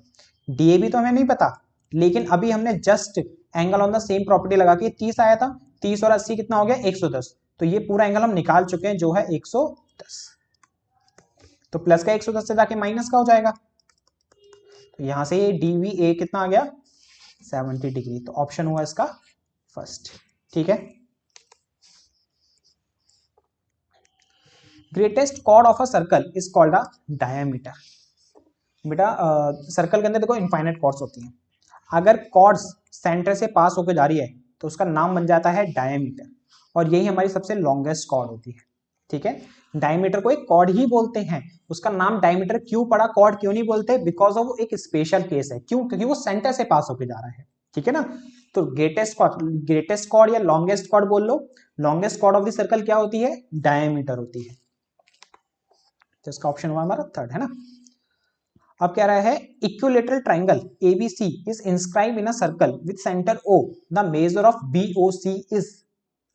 इक्विलेटरल ट्राइंगल है एबीसी, बना देते हैं, एबीसी एक इक्विलेटरल ट्राइंगल है, इंस्क्राइब इन अ सर्कल, एक सर्कल के अंदर बना हुआ, वो भी किसके अंदर बना हुआ है, एक with centre O, measure BOC, आपको बीओसी मेजर करना है, ठीक है। कौन सा एंगल मेजर करना है बीओसी। अब देखो इसमें एक छोटा सी चीज, उससे पहले एक थ्योरम पढ़ लो, आपको अच्छे से याद होगी, इंपॉर्टेंट थ्योरम है और पेपर में वो थ्योरम आती है। सर्कल की पहली थ्योरम यही है, अगर सेम सेगमेंट से एंगल बनता है पहले सेंटर पे, फिर सर्कल के किसी भी पॉइंट पे, अगर तो ये इसका हाफ होता है, अगर ये 100 है तो ये कितना होगा 50, ठीक है। अगर ये 50 है तो ये कितना होगा 100। पढ़ा है ना हम लोगों ने कि अगर हम सेम सेगमेंट से सेंटर पे एंगल बने और सर्कल के किसी भी पॉइंट पे एंगल बने तो ये इसका क्या होता है बेटा हाफ होता है। अगर ये 100 है तो ये 50, अगर ये 50 है तो ये इसका डबल हो जाता है 100 हो जाता है। समझ रहे हो, अगर ये 100 है तो ये कितना हो जाएगा 50, अगर ये 50 है तो ये कितना हो जाएगा 100, क्योंकि ये इसका डबल होता है और ये इसका हाफ होता है। ये जो एंगल होता है इस एंगल का हाफ होता है और ये इसका डबल होता है। तो अब ये देखो एबीसी एक इक्विलेटरल ट्रायंगल है, और इक्विलेटरल ट्रायंगल में तीनों एंगल्स कितने कितने डिग्री के होते हैं 60 के होते हैं। तो ये एंगल कितने डिग्री का होगा 60 डिग्री का होगा। तो उस हिसाब से सेम सेगमेंट से ये एंगल बन रहा है बीसी से बीएसी 60, तो सेम सेगमेंट से जो सेंटर पे बनेगा इसका क्या होगा डबल होगा। तो मींस ये कितना हुआ 120, तो मीन्स ऑप्शन इज 4। समझ में आया? पूरा बेटा थ्योरम का खेल है। अब पेपर का टाइम चल रहा है, एंड टाइम चल रहा है, तो इतना तो मैं सोच रहा हूँ कि आपने थोड़ी बहुत एनसीईआरटी पढ़ी रखी होगी जब भी एमसीक्यू सॉल्व कर रहे हो। तो ये थ्योरम के बेसिस पे अगर ये 60 है तो ये इसका डबल होगा, तो 60 है तो इसका 120। ठीक है, नेक्स्ट क्वेश्चन कह रहा है in figure ABC is 45 degree. ABC जैसे फिगर में देख रहा आपको ये 45 डिग्री है, तो हमें एओसी बताना है, एओसी ये वाला एंगल बताना है। आपको और से देखो बहुत इजी है, ये मान लो एसी से, जो एसी से एक एंगल बन रहा है सेंटर पे, अभी हमने कुछ पढ़ा है उसी के बेस पे एक उसी को मैंने ज्वाइन करा, इससे सेंटर पे एक एंगल बन रहा है क्या, ये, और एसी से ही एक एंगल ये बन रहा है सर्कल पे, ये अभी हमने पढ़ा क्या, मान लो देखो सेंटर है, सेंटर से ये बन रहा है, और इसी दोनों एंड पॉइंट से कहीं पे भी एक एंगल बन रहा हो, यहाँ बन रहा हो या यहाँ बन रहा हो या यहाँ बन रहा हो, कहीं भी बन रहा हो, तो ये अगर 100 है तो ये बाकी क्या होते हैं उसके हाफ होते हैं। अगर ये अगर 50 है तो ये इसका डबल होता है, ये इसका क्या होता है, डबल। तो यहाँ पर देखो यही तो केस है, सेंटर पे तो नहीं दिया लेकिन अदर पॉइंट पे दिया है, अदर सर्कल के पॉइंट पे दिया है, तो सेंटर वाला क्या होता है, डबल होता है। सेंटर वाले से सामने वाला हाफ होता है और सेंटर वाला सामने वाले से डबल होता है। तो अगर ये 45 है तो ये होगा 90, डबल होगा, कितना होगा, डबल मींस 45 का डबल 90, ऑप्शन इज 4। ठीक है, क्वेश्चन नंबर 35 कह रहा है ओबीडी फाइंड करो इस फिगर में, ओबीडी, तो बी को डी से ज्वाइन करना पड़ेगा बेटा, मींस हमें ये एंगल फाइंड करना है यहाँ पे। ठीक है, तो कैसे फाइंड करेंगे भाई, ठीक है देखो ये 75 है, ये कितना है 75, तो ये कितना होगा, अभी जस्ट थ्योरम जो हमने पढ़ी, देखो बीडी से एक बी ए वाले पे एंगल बन रहा है और बीडी से ही सेंटर पे बन रहा है, तो सेंटर वाला डबल होता है, सामने वाले से सेंटर वाला क्या होता है, डबल, तो ये आ गया हमारा 150, ये कितना आ गया हमारा 150। अब ये 150 आ गया, तो ओबी क्या है, एक रेडियस, ओडी क्या है, एक रेडियस। समझ रहे हो मैं क्या कह रहा हूं, दोबारा समझो, मैंने सिर्फ ये ओबीडी बना रहा हूं, क्या बना रहा हूं बेटा, ओबीडी, यहाँ पे ये ओ है, ये बी है और ये डी है, और ओ हमने कैसे निकाला, सामने वाला 75 है तो ये इसका डबल होगा, तो ये हो गया हमारा 150। ओ भी एक रेडियस है और ओडी भी एक रेडियस है, ये डी था सॉरी, ओ भी एक रेडियस है, ओडी एक रेडियस है, तो ये आपस में एक दूसरे साइड क्या होंगे, एक दूसरे के इक्वल, क्योंकि रेडियस हमेशा सारी सारी की क्या होती है, एक दूसरे के इक्वल ही होती है रेडियस, तो ओबी किसके इक्वल हुआ, ओडी के, और ओबी ओडी के इक्वल है, तो इस वजह से कैसा ट्रायंगल हुआ, एक आइसोलिसिस ट्रायंगल हुआ। कैसा ट्रायंगल हुआ, आइसोलिसिस ट्रायंगल हुआ। अगर ये अपोजिट साइड इक्वल है तो अपोजिट एंगल भी इक्वल होते हैं। आइसोलिसिस ट्रायंगल प्रॉपर्टी पढ़ी है ना हमने।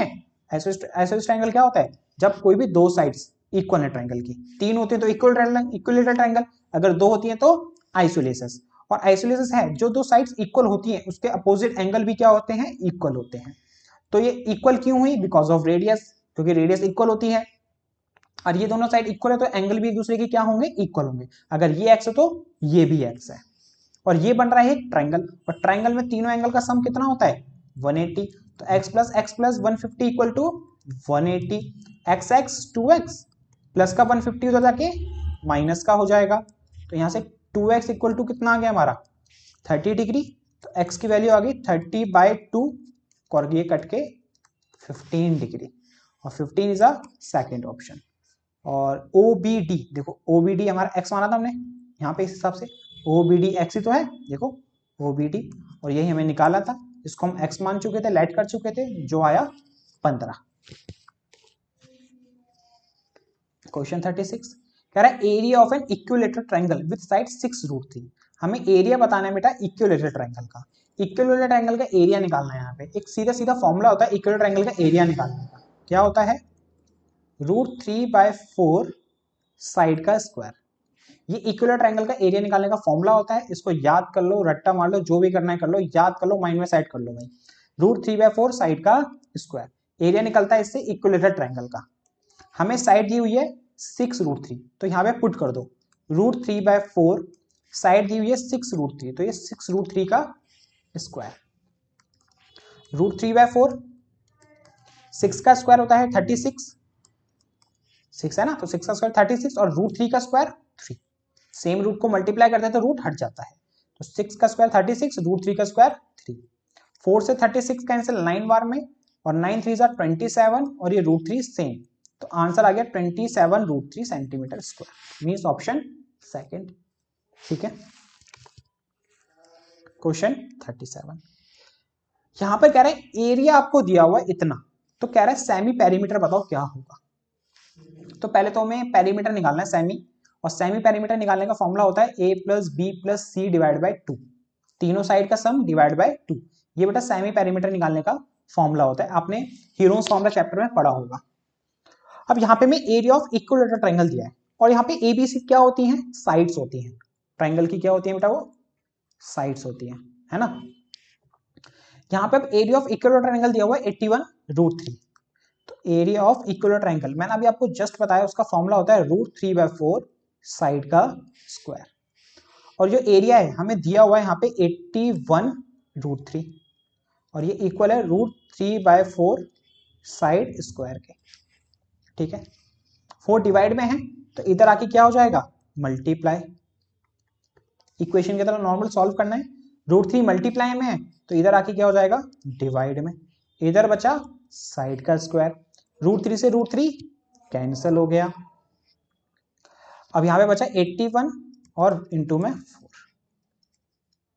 इधर बेटा स्क्वायर है ना, तो ये इक्वल के सामने इधर आके क्या हो जाएगा, स्क्वायर रूट हो जाएगा। स्क्वायर तो इधर आके क्या हो जाता है, स्क्वायर रूट। और रूट 81 की वैल्यू क्या होती है, 9, क्योंकि 9 9 से 81 होता है, इसलिए रूट 81 की वैल्यू 9, और रूट 4 की वैल्यू तो हमें पता है भाई 2 होती है। तो रूट खत्म, क्योंकि रूट की वैल्यू पुट कर दी हमने, तो 9 2 सा 18, तो साइड आ गई बेटा 18। इक्विलेटरल एंगल की साइड कितनी आ गई, 18 आ गई यहां से। अब क्या करो, हमें सेमी पेरीमीटर निकालना है ना, तो क्या करेंगे, यहाँ पे ए बी सी जगह क्या लिखेंगे, 18 18 18 लिखेंगे। क्यों, क्योंकि इक्विलेटरल ट्रायंगल है, इक्विलेटरल ट्रायंगल में तीनों साइड इक्वल होती हैं, और ए बी सी क्या होती है, साइड ही होती है ट्रायंगल की। तो ए बी 18, बी भी 18, सी भी 18 डिवाइड बाई 2, 18 18 18 8 24 का 2 54 डिवाइड बाई 2, कैंसिल होके आ गया आपका 27, मीन्स ऑप्शन 4। अब ये बेटा आपका क्वेश्चन नंबर 38 कह रहा है length of a equilateral triangle is x। एक इक्विलेटरल ट्रायंगल है जिसकी लेंथ क्या है, x। तो हमें इसका एरिया बताना है। मैंने आपको इक्विलेटरल ट्रायंगल का एरिया का फॉर्मूला बताया, रूट 3/4 साइड का स्क्वायर। और यहाँ पे हमें साइड दी हुई है कितनी, x, तो s की जगह क्या लिख दो, x लिख दो। अब ये ऑप्शन कौन सा है, root 3/4 x square, root 3/4 x square, कोई सा भी नहीं है बेटा। तो मीन्स यहाँ पे कुछ मिसप्रिंट है, तो यहाँ पे ना 4 होगा 2 की जगह, याद रखना। वैसे ऑप्शन यहाँ पे से है नहीं, कुछ मिसप्रिंट हो गया होगा। तो एरिया का फॉर्मूला होता है रूट 3/4 साइड का स्क्वायर, तो साइड की जगह x लिख दिया, तो आंसर हो गया रूट 3/4 एक्स का स्क्वायर। ठीक है, यहाँ कहीं मिसप्रिंट होगा या कुछ दिक्कत होगी, 2 की जगह शायद हमने 4 की जगह शायद 2 लिख दिया है, तो इसका ऑप्शन 2 होता। चलो कोई बात नहीं, लेकिन आंसर आएगा तो ये टिक लगाना आप लोग। Question number 39 every side of a triangle is double. अगर हम ट्रायंगल की साइड्स को डबल कर देते हैं, मान लो पहले थी ट्रायंगल की साइड ए बी और सी, अगर हम ट्रायंगल की साइड को डबल कर देते हैं, 2a 2b और 2c हो जाता है। तो कह रहा है then the increase in the area of triangle बताना है हमें। तो ट्रायंगल का एरिया कितना इंक्रीज हो जाएगा, ट्रायंगल का एरिया कितना इंक्रीज हो जाएगा। तो क्या करते हैं, पता है क्या करते हैं, बहुत एक आसान तरीके से करते हैं। कैसे, हमें कौन से ट्रायंगल का एरिया पता है, इक्विलेटरल ट्रायंगल का। मान लो ये 1 1 1 है, एरिया ट्रायंगल क्या है इसका, मतलब ये साइड कितनी है इसकी 1 1। इसने बोला ना every side of triangle is double करते हैं, तो मैंने लेट कर लिया ट्रायंगल है इसकी साइड 1 1 1 है। अगर इसका डबल करेंगे तो साइड हो जाएगी 2 2 2, क्या हो जाएगी साइड 2 2 2। अब कह रहा है question increase the area of the triangle. तो कह रहा है जो ट्रायंगल ऑब्वियसली बात है साइड डबल हो गई तो एरिया इंक्रीज हो जाएगा। तो कह रहा है कितना एरिया इंक्रीज हुआ आपको वो बताना है, कितना एरिया इंक्रीज हुआ आपको वो बताना है। तो कैसे निकालेंगे, हमने इक्विलेटरल ट्रायंगल ले लिया है इसको, ठीक है।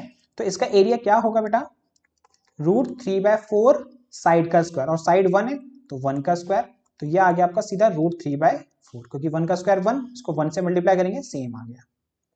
इसका एरिया बेटा √3/4 साइड का स्क्वायर, और उसकी साइड क्या है 2, तो 2 का स्क्वायर, तो ये आ गया √3/4, 2 का स्क्वायर 4, तो 4 से 4 कैंसिल, √3 आ गया ये। ठीक है, अब हमें निकालना क्या है, कितना एरिया इंक्रीज हुआ। जब साइड नॉर्मल थी 1 1 1 थी तो √3/4 आया, जब हमने डबल कर दी 2 2 2, 1 का डबल 2 होता है, 2 2 कर दी तो उसका एरिया आया √3। तो कितना एरिया इंक्रीज हुआ हमें परसेंटेज में बताना है। तो कैसे निकालते हैं बेटा इंक्रीजिंग, न्यू वाले में से बता दूं आपको formula, new minus old upon में ओल्ड इनटू में 100। इस तरह से परसेंटेज निकाली जाती है जब कोई भी चीज इंक्रीज होती है तो। ठीक है, तो new minus old divide by old into में 100। तो न्यू आया आपका √3, ओल्ड है आपका √3/4 अपॉन में, और ओल्ड है √3/4। और ओल्ड क्यों बोल रहा हूं, क्योंकि पहले 1 था फिर बाद में डबल करा तो न्यू ये हो गया ना, और इनटू में बेटा 100। अब इसके नीचे क्वेश्चन तो 1 एलसीएम लेते हैं ऊपर। कैसे लेते हैं, 1 को 4 से करा 4, 4 को इससे करा 4√3, 1 को इससे करा 1√3, तो नॉर्मल √3 लिख देते हैं, नीचे √3/4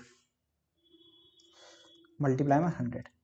4√3 में से बेटा 1√3 गया तो क्या बचा 3√3, और उसके नीचे 4, और पूरे के नीचे √3/4। √3 से √3 कैंसल, और 4 से 4 कैंसल, मल्टीप्लाई में 100 था, और 3 इंटू 100 300। तो एरिया कितना परसेंट बढ़ जाएगा, 300% एरिया बढ़ जाएगा। ठीक है, तो एरिया कितना परसेंट बढ़ गया, 300% एरिया बढ़ गया। क्वेश्चन नंबर 40 है बेटा हमारा, if the volume of 2 cubes are in the ratio 27:8, volume 1 volume 2, cube की वॉल्यूम होती है बेटा एक ही क्यूब, वॉल्यूम की होती है एक ही क्यूब, 2 क्यूब है ना। देखो दोबारा बताओ मैं क्या कह रहा हूँ, कह रहा है वॉल्यूम ऑफ क्यूब्स, तो वॉल्यूम ऑफ क्यूब होता है एक ही क्यूब, और ए होती है हमारी साइड। यहाँ पे 2 क्यूब्स हैं तो एक को मान लेते हैं ए स्मॉल ए, और एक को मान लेते हैं बड़ा ए। समझ रहे मैं क्या कह रहा हूं, मैं ये कहना चाहता हूं 2 क्यूब्स हैं, क्यूब की वॉल्यूम निकालते हैं एक ही क्यूब, ए होती है साइड, अब 2 हैं दोनों की साइड अलग अलग होगी, तो एक की वॉल्यूम एक की क्यूब को साइड ए मान लेते हैं, एक क्यूब की स्मॉल ए मान लेते हैं। इन दोनों का रेशियो ए क्यूब अपॉन में स्मॉल ए क्यूब कितना है 27:8, तो उसको फ्रैक्शन में लिखेंगे तो 27/8। समझ में आया मैंने क्या करा, दोबारा समझो, 2 क्यूब्स हैं,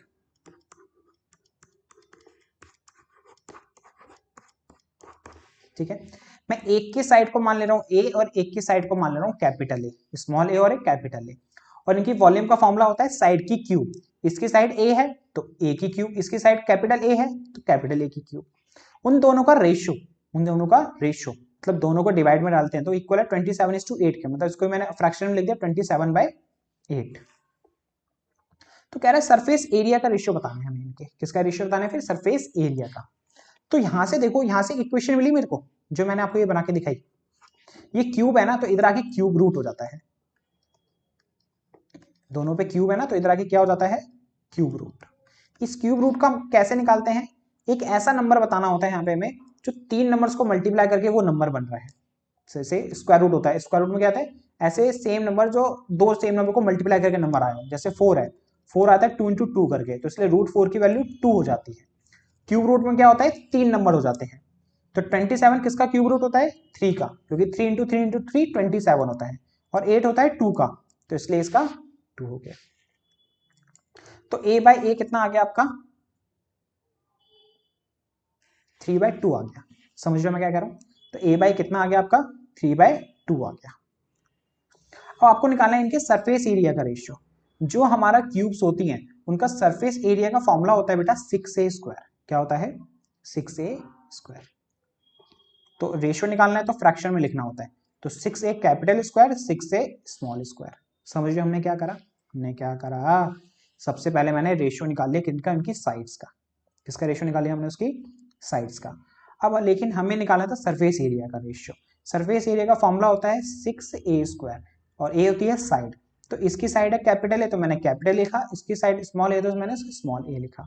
6 से 6 हो गया कैंसल, कैपिटल ए बाय ए है तुम्हारा 3/2 और इन दोनों पे स्क्वायर है तो स्क्वायर कर देते हैं। इसका स्क्वायर होता है 9 और 2 का स्क्वायर 4, तो इसका रेशियो बन गया बेटा 9:4, जो ऑप्शन हुआ 2। ठीक है, अब देखो volume of cube of surface area 96, हमें वॉल्यूम ऑफ क्यूब बतानी है। क्या बतानी है? वॉल्यूम ऑफ क्यूब, जो होती है ए की क्यूब, मतलब साइड की क्यूब। हमें उसका एरिया दिया हुआ है कितना? 96। तो अब हमें क्यूब निकालने के लिए, क्यूब का वॉल्यूम निकालने के लिए उसकी साइड पता होनी चाहिए। साइड तो नहीं पता, लेकिन हमें एरिया पता है। तो क्या करेंगे, पहले एरिया से हम क्या निकाल लेंगे? साइड निकाल लेंगे। कैसे? क्यूब के एरिया का फॉर्मूला होता है 6a² और वो इक्वल है 96 के। 6 मल्टीप्लाई में है तो इधर राइट हैंड साइड आके हो जाएगा डिवाइड में, मल्टीप्लाई तो इधर डिवाइड में। अब ये इससे कैंसिल 16 बार में, और इधर स्क्वायर है तो स्क्वायर इधर आके हो जाएगा स्क्वायर रूट, और रूट 16 की वैल्यू 4 होती है। तो साइड आ गई हमारी कितनी? 4। अब यहाँ पे वॉल्यूम निकालनी थी हमें, तो यहाँ पे 4 पुट कर दो, तो 4 की क्यूब होती है 64। तो इसका मतलब ऑप्शन हुआ यहाँ से हमारा थर्ड। तो वॉल्यूम ऑफ क्यूब कितना आ गया? 64। क्वेश्चन नंबर 42 कह रहा है if the edge of cube, जो क्यूब है, एज माने होता है बेटा इसकी sides, side of volume side of the volume v and is double then the volume of the new cube. कह रहा है कि ये क्यूब है, क्या है? क्यूब है, इसकी वॉल्यूम v है। अगर हम उसकी साइड को डबल कर देते हैं, उसकी साइड को क्या कर देते हैं? Double, then the volume of new cube बताने क्या होगा। देखो वॉल्यूम ऑफ क्यूब का फॉर्मूला क्या होता है? v किसके इक्वल होगा? a की क्यूब के। किसके इक्वल होगा? a की क्यूब के। तो इसका मतलब हमें गिवन है v equal to a cube. Volume का फॉर्मूला होता है a की क्यूब, और वॉल्यूम को शॉर्ट फॉर्म में क्या दे रखा है? v। तो v इक्वल हो गया किसके? a क्यूब के। अगर हम इसकी साइड को डबल कर देते हैं, इसकी साइड को क्या कर देते हैं? डबल, तो वॉल्यूम का फॉर्मूला क्या बन जाता है बेटा? देखो वॉल्यूम का नॉर्मल फॉर्मूला होता है a की क्यूब, लेकिन साइड को डबल कर दिया है ना, तो a की जगह आप क्या लेंगे? हम 2a लेंगे। समझ रहे हो मैं क्या कह रहा हूं? नहीं ऐसा, बस दोबारा समझो, इसको हटाओ। मैं कह रहा हूं एक क्यूब है,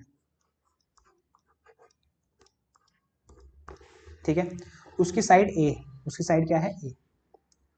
जो क्यूब की जो वॉल्यूम होती है उसका फॉर्मूला होता है साइड की क्यूब। क्या होता है फॉर्मूला? साइड की क्यूब। अगर अभी हमने उसको a माना है तो उसकी वॉल्यूम किसके इक्वल हो गई? साइड a माना है तो a की क्यूब के। तो यहां से v इक्वल आ गया किसके? a की क्यूब के। अगर कह रही हम एरिया उसकी साइड को डबल कर देते हैं, अगर a है तो डबल कर देंगे तो क्या हो जाएगा? 2a हो जाएगा। क्या हो जाएगा? 2a। तो बताए ना वॉल्यूम क्या होगी। तो अब इसकी वॉल्यूम क्या हो जाएगी? नई वाले की फॉर्मूला होता है साइड की क्यूब। अब जब हमने डबल करा तो साइड कितनी हो गई बेटा? a की जगह 2a हो गई, तो 2a की क्यूब। 2a की क्यूब करा हमने, 2 की क्यूब 8 और a की क्यूब a क्यूब, तो नई वॉल्यूम हो गई 8a क्यूब। और जो a क्यूब था वो किसके इक्वल था? v के। तो इस हिसाब से आंसर क्या हुआ नया क्यूब का? 8v। न्यू वॉल्यूम क्या हुई? 8v। समझ रहे हो? पहले साइड क्या थी? a, तो इसलिए a क्यूब हो गया। नई साइड के डबल कर दी तो क्या हो गया? 2a की क्यूब, और 2a की जब हमने क्यूब करी तो 2 की क्यूब 8 और a की क्यूब, और a की क्यूब की जगह हमने वैल्यू पुट कर दी उसकी कितनी? v, क्योंकि a क्यूब हमें v दिया हुआ था ना, तो उसकी जगह मैंने v लिख दिया, तो इसलिए आंसर आ गया 8v, जो ऑप्शन होता है आपका 4। if the age of the cube is increased by 50%, the percentage increase in the surface area। कह रहा है अगर हम जो साइड है उसको 50% से बढ़ा रहे हैं, किससे बढ़ा रहे हैं? 50% से बढ़ा रहे हैं, तब percentage increase in the surface area. तो बताना उसके सरफेस एरिया में कितना इंक्रीजमेंट आएगा। तो वही बेटा सेम तरीका, न्यू एरिया जो मैंने बताया था आपको, न्यू एरिया माइनस में ओल्ड एरिया जो था, divide by old area into में 100। तो पहले ओल्ड एरिया निकालेंगे। तो मान लो ओल्ड वाले की साइड थी हमारी 100, मान लो ओल्ड वाले की साइड कितनी थी? 100, नहीं छोटा नंबर मान लेते हैं, मान लो 10 मान लेते हैं। कितना मान लेते हैं? 10 ओल्ड वाले की साइड। तो एरिया का फॉर्मूला होता है हमारा 6 से स्क्वायर, और हमने 10 मानी है तो 6 10 का स्क्वायर, 10 का स्क्वायर 100, 100 को 6 से करा 600 आ गया। न्यू एरिया फॉर्मूला सेम है 6 स्क्वायर। अब न्यू एरिया जब हमने क्यूब की साइड को इंक्रीज कर दिया 50% से, ये ओल्ड साइड थी, अब न्यू साइड कितनी होगी बेटा, 10 का 50% 5, 10 का 50% 5, तो 10 और 5 15। तो अब नई साइड 50% बढ़ाने पे कितनी हो गई है, 15 हो गई है। तो अब न्यू एरिया निकालने के लिए साइड ए की जगह क्या पुट कर देंगे, 15। तो 6 इंटू 15 का स्क्वायर होता है 225। तो ये आ गया आपका कितना, इसको मल्टीप्लाई करते हैं बेटा, 6 को 5 से करा हमारा 30 का 3 कैरी, 6 टू 12, 3 कैरी था तो 15 का 1, 6 टू 12 और 1 13, 1350। तो न्यू एरिया आ गया ये, ओल्ड एरिया आ गया ये। अब इसके अंदर पुट कर देते हैं, new area 1350, old area 600 upon old 600 into में 100। अब देखो मैं एक चीज और याद था ना, मैंने मान ली 10, अपनी मर्जी से मानिए कि मैं एग्जैक्ट एरिया निकाल सकूं, क्योंकि देखो इसने तो कुछ थी थोड़ी कितनी कितना साइड की कितनी डबल हो गई या इंक्रीज कर दी 50% से। तो मैंने कैलकुलेशन के लिए अपने हिसाब से मान ली, 10 मान लो, 20 मान लो, 30 मान लो, वो आपकी मर्जी है। तो इसको सॉल्व करते हैं, 2 0 से 2 0 कैंसिल, इसमें से माइनस करेंगे तो 750 डिवाइड बाय 6, इसको से कैंसिल, 6 1 बार में, 12 2 बार में, 35 बार में, तो आ गया 125। तो इसका मतलब आंसर इज 125%। अब देखते हैं question number 44। Radius of two cylinder, दो सिलेंडर्स है, उनकी रेडियस का रेशियो 2:3 है, ये कहना चाहता है। दो सिलेंडर हैं, एक सिलेंडर ये रहा और एक सिलेंडर ये रहा, इसकी रेडियस को R1 मान रहा हूं मैं, इसकी रेडियस को R2 मान रहा हूं। तो जो इनका रेशियो है, तो उसको मैं फ्रैक्शन में लिख रहा हूं, R1/R2 कितना दे रखा है हमें, 2/3 दिया हुआ है। कह रहा है हाइट जो है, क्या है जो हाइट इनकी, इसकी हाइट को मैं h1 मान रहा हूं, इसकी हाइट को मैं h2 मान रहा हूं, और जो हाइट का रेशियो है h1/h2 वो भी हमें दिया हुआ है 5:3, तो मतलब वो हो गया 5/3। ये चीज हमें गिवन है। तो कह रहा है रेशियो ऑफ देयर वॉल्यूम्स, अब हमें इनकी वॉल्यूम्स का रेशियो बताना है। वॉल्यूम का रेशियो बेटा, दो सिलेंडर तो एक की वॉल्यूम V1 और एक की वॉल्यूम V2। अब वॉल्यूम का फॉर्मूला होता है सिलेंडर के πr²h, क्या होता है πr²h। तो ये हमारी पहला है और ये हमारा दूसरा है। तो फॉर्मूला होता है πr²h, तो πr²h, πr²h। हमें रेशियो निकालना है, तो रेशियो कैसे निकालते हैं, दोनों जिसका भी रेशियो निकालना है उसको फ्रैक्शन में लिखो, काटो, कैंसिल आउट करो, फिर बाद में उसको रेशियो की फॉर्म में लिख दो। तो हमें दोनों की वॉल्यूम का रेशियो निकालना है, तो दोनों की वॉल्यूम का मैंने फॉर्मूला लगा दिया ऊपर और नीचे दोनों तरफ। एक छोटा सा डिफरेंस है यहाँ पे, क्या कि हमने इसकी जो रेडियस और हाइट है उसको R1H1 माना है, तो यहाँ पे R1H1 लिखना, और जो दूसरे वाले सिलेंडर है उसकी रेडियस को मैंने R2H और हाइट को H2 माना है, तो उसकी जगह R2H2 लिखना। समझ रहे मैं क्या कर रहा हूँ। वॉल्यूम का फॉर्मूला होता है πr²h। जो पहला सिलेंडर है उसकी रेडियस को हमने R1 माना है और हाइट को H1 माना है, तो वॉल्यूम क्या हुई πr1 का स्क्वायर H1। और जो दूसरा सिलेंडर है उसकी रेडियस को मैंने R2 माना है और हाइट को H2 माना है, फॉर्मूला होता है πr²h। तो R इसको लिखेंगे R2 का स्क्वायर, इसको लिखेंगे H2। पाई से पाई कैंसल, देखो R1/R2 हम निकाल चुके हैं, जो है 2/3 लिया था ना, मैं गिवन था ना 2/3 R1/R2। ये भी तो R1/R2 है लेकिन स्क्वायर है, तो कोई बात नहीं स्क्वायर लगा दो, तो कोई बात नहीं स्क्वायर लगा दो। और ये H1/H2 है, और H1/H2 की वैल्यू आप निकाल चुके हैं 5/3, तो यहां पुट कर दिया मैंने। समझ रहे मैं क्या कर रहा हूं। देखो पाई से पाई कटा, R1 का स्क्वायर R2 का स्क्वायर, तो R1/R2 2/3 था, तो इसलिए 2/3 का स्क्वायर हो गया।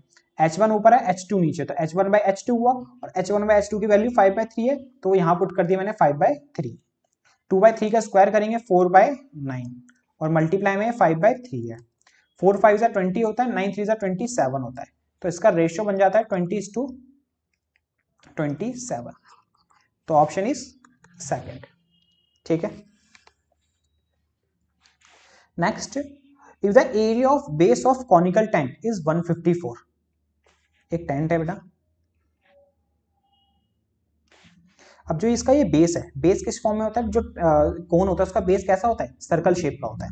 तो मतलब हमें इसका एरिया दिया हुआ है जो है 154 सेंटीमीटर स्क्वायर, हमें सर्कल का एरिया दिया हुआ है इसका, तो मतलब πr² हो गया हमारा कितना 154। समझ रहे मैं क्या कह रहा हूँ? जो कोन होता है, जो इसके नीचे बेस जो होता है वो कैसा होता है, सर्कल शेप का होता है, और उसका में जो बेस का एरिया दिया हुआ है 154, तो मीन सर्कल का तो एरिया दिया हुआ है, तो सर्कल का एरिया का फॉर्मूला क्या होता है, पाई आर स्क्वायर, तो पाई आर स्क्वायर दिया हुआ है कितना, 154, और उसके में वॉल्यूम भी दी हुई है, इसके में वॉल्यूम दी हुई है कितनी है, 1232। तो हमें हाइट बतानी है, हमें क्या बतानी है, हाइट।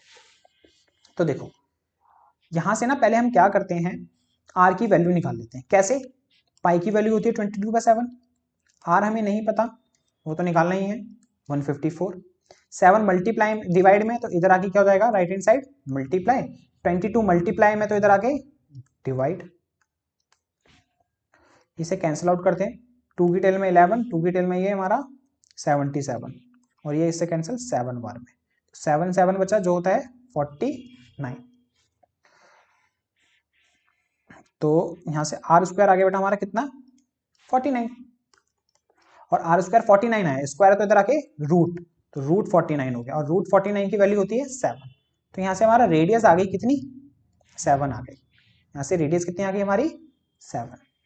अब देखो हमें ना कोन की वॉल्यूम दी हुई है 1232 मीटर क्यूब, और कोन की वॉल्यूम का फॉर्मूला होता है 1/3 पाई आर स्क्वायर एच। कोन की वॉल्यूम का फॉर्मूला क्या होता है, 1/3 पाई आर स्क्वायर एच, और वो कितना दिया हुआ है 1232। जो हमें गिवन था बेस का एरिया, उससे हम आर निकाल चुके हैं 7, तो यहाँ पे आर की वैल्यू पुट कर देंगे, और इसको सॉल्व कर देंगे, जैसे इक्वेशन सॉल्व करते तो वहां से एच की वैल्यू आ जाएगी, और वही हमें निकालनी है। तो 1/3 पाई की वैल्यू होती है 22/7, आर की वैल्यू निकाल चुके हैं, आर का स्क्वायर मीन 7 का स्क्वायर इंटू में एच इक्वल टू 1232। 7 का स्क्वायर है, यहाँ पे 7 है, तो एक 7 के स्क्वायर से एक 7 कट जाएगा, तो एक 7 बचेगा। अब एच क्या होगा बेटा, 1232, इधर डिवाइड में है 3, तो इधर आके मल्टीप्लाई, 22 और 7 मल्टीप्लाई में है, तो राइट हैंड साइड आके डिवाइड में हो जाएंगे। अब इसको कैंसिल आउट करते हैं, इससे मैंने ये कैंसिल आउट करा, 7 1 53, 53 तो आते नहीं, 49 7 बार में, 4 42, 42 आया 6 बार में, मतलब 176 आ गया। अब 2 की टेल में 11 बार में, और ये 88 बार में, और 11 की टेल में 88 8 बार में, 8 3 24, तो हमारा हाइट आ गई बेटा 20, हमारी हाइट आ गई इसकी 24 मीटर। नॉर्मल सिंप्लीफाई करा फिर मैंने, ठीक है, तो मीन्स ऑप्शन इज 3। क्या करा हमने, हमें बेस का एरिया गिवन था पाई आर स्क्वायर, सर्कल था जो, तो इसलिए मैंने वहां से आर निकाला, पाई आर स्क्वायर इक्वल टू 154 लगा के। हमें वॉल्यूम गिवन था जो था 1232, वॉल्यूम का फॉर्मूला होता है 1/3 पाई आर स्क्वायर एच, आर की वैल्यू मैंने यहाँ पुट कर दी, नॉर्मल सिंप्लीफाई करा, तो एच आ गया हमारा 24। ये जरूरी नहीं क्वेश्चन 1 मार्क में बेटा, ये 2 या 3 मार्क्स का क्वेश्चन बन सकता है, ठीक है। कह रहा है diameter of 2 cones are equal, 2 cone है,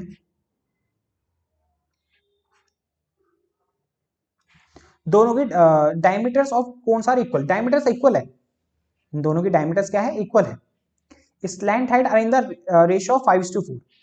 अब लेकिन जो स्लैंट हाइट है, मान लो इसकी L1 है और इसकी L2 है, ये हमें दी हुई है L1/L2 कितनी, 5/4, 5/4।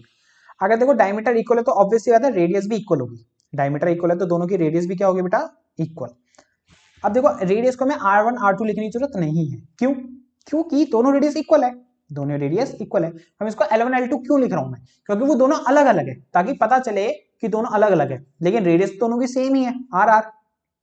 समझ रहे मैं क्या कहना चाहता हूँ, मैं ये कहना चाहता हूँ डायमीटर्स इक्वल है, अगर इसकी 10 है तो इसकी भी क्या होगी, 10 होगी, तो इसलिए मुझे इसको अलग अलग नंबरों से अल्फाबेट से रिप्रेजेंट करने की जरूरत नहीं है।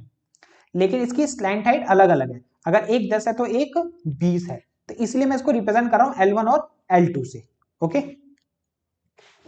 तो दोनों की रेडियस आर आर, और क्या कहते हैं स्लैंट हाइट L1 और इसकी L2, तो L1/L2 में 5/4 गिवन है। हमें रेशियो निकालना है इनके CSA का, रेशियो किसका निकालना है हमें, CSA का।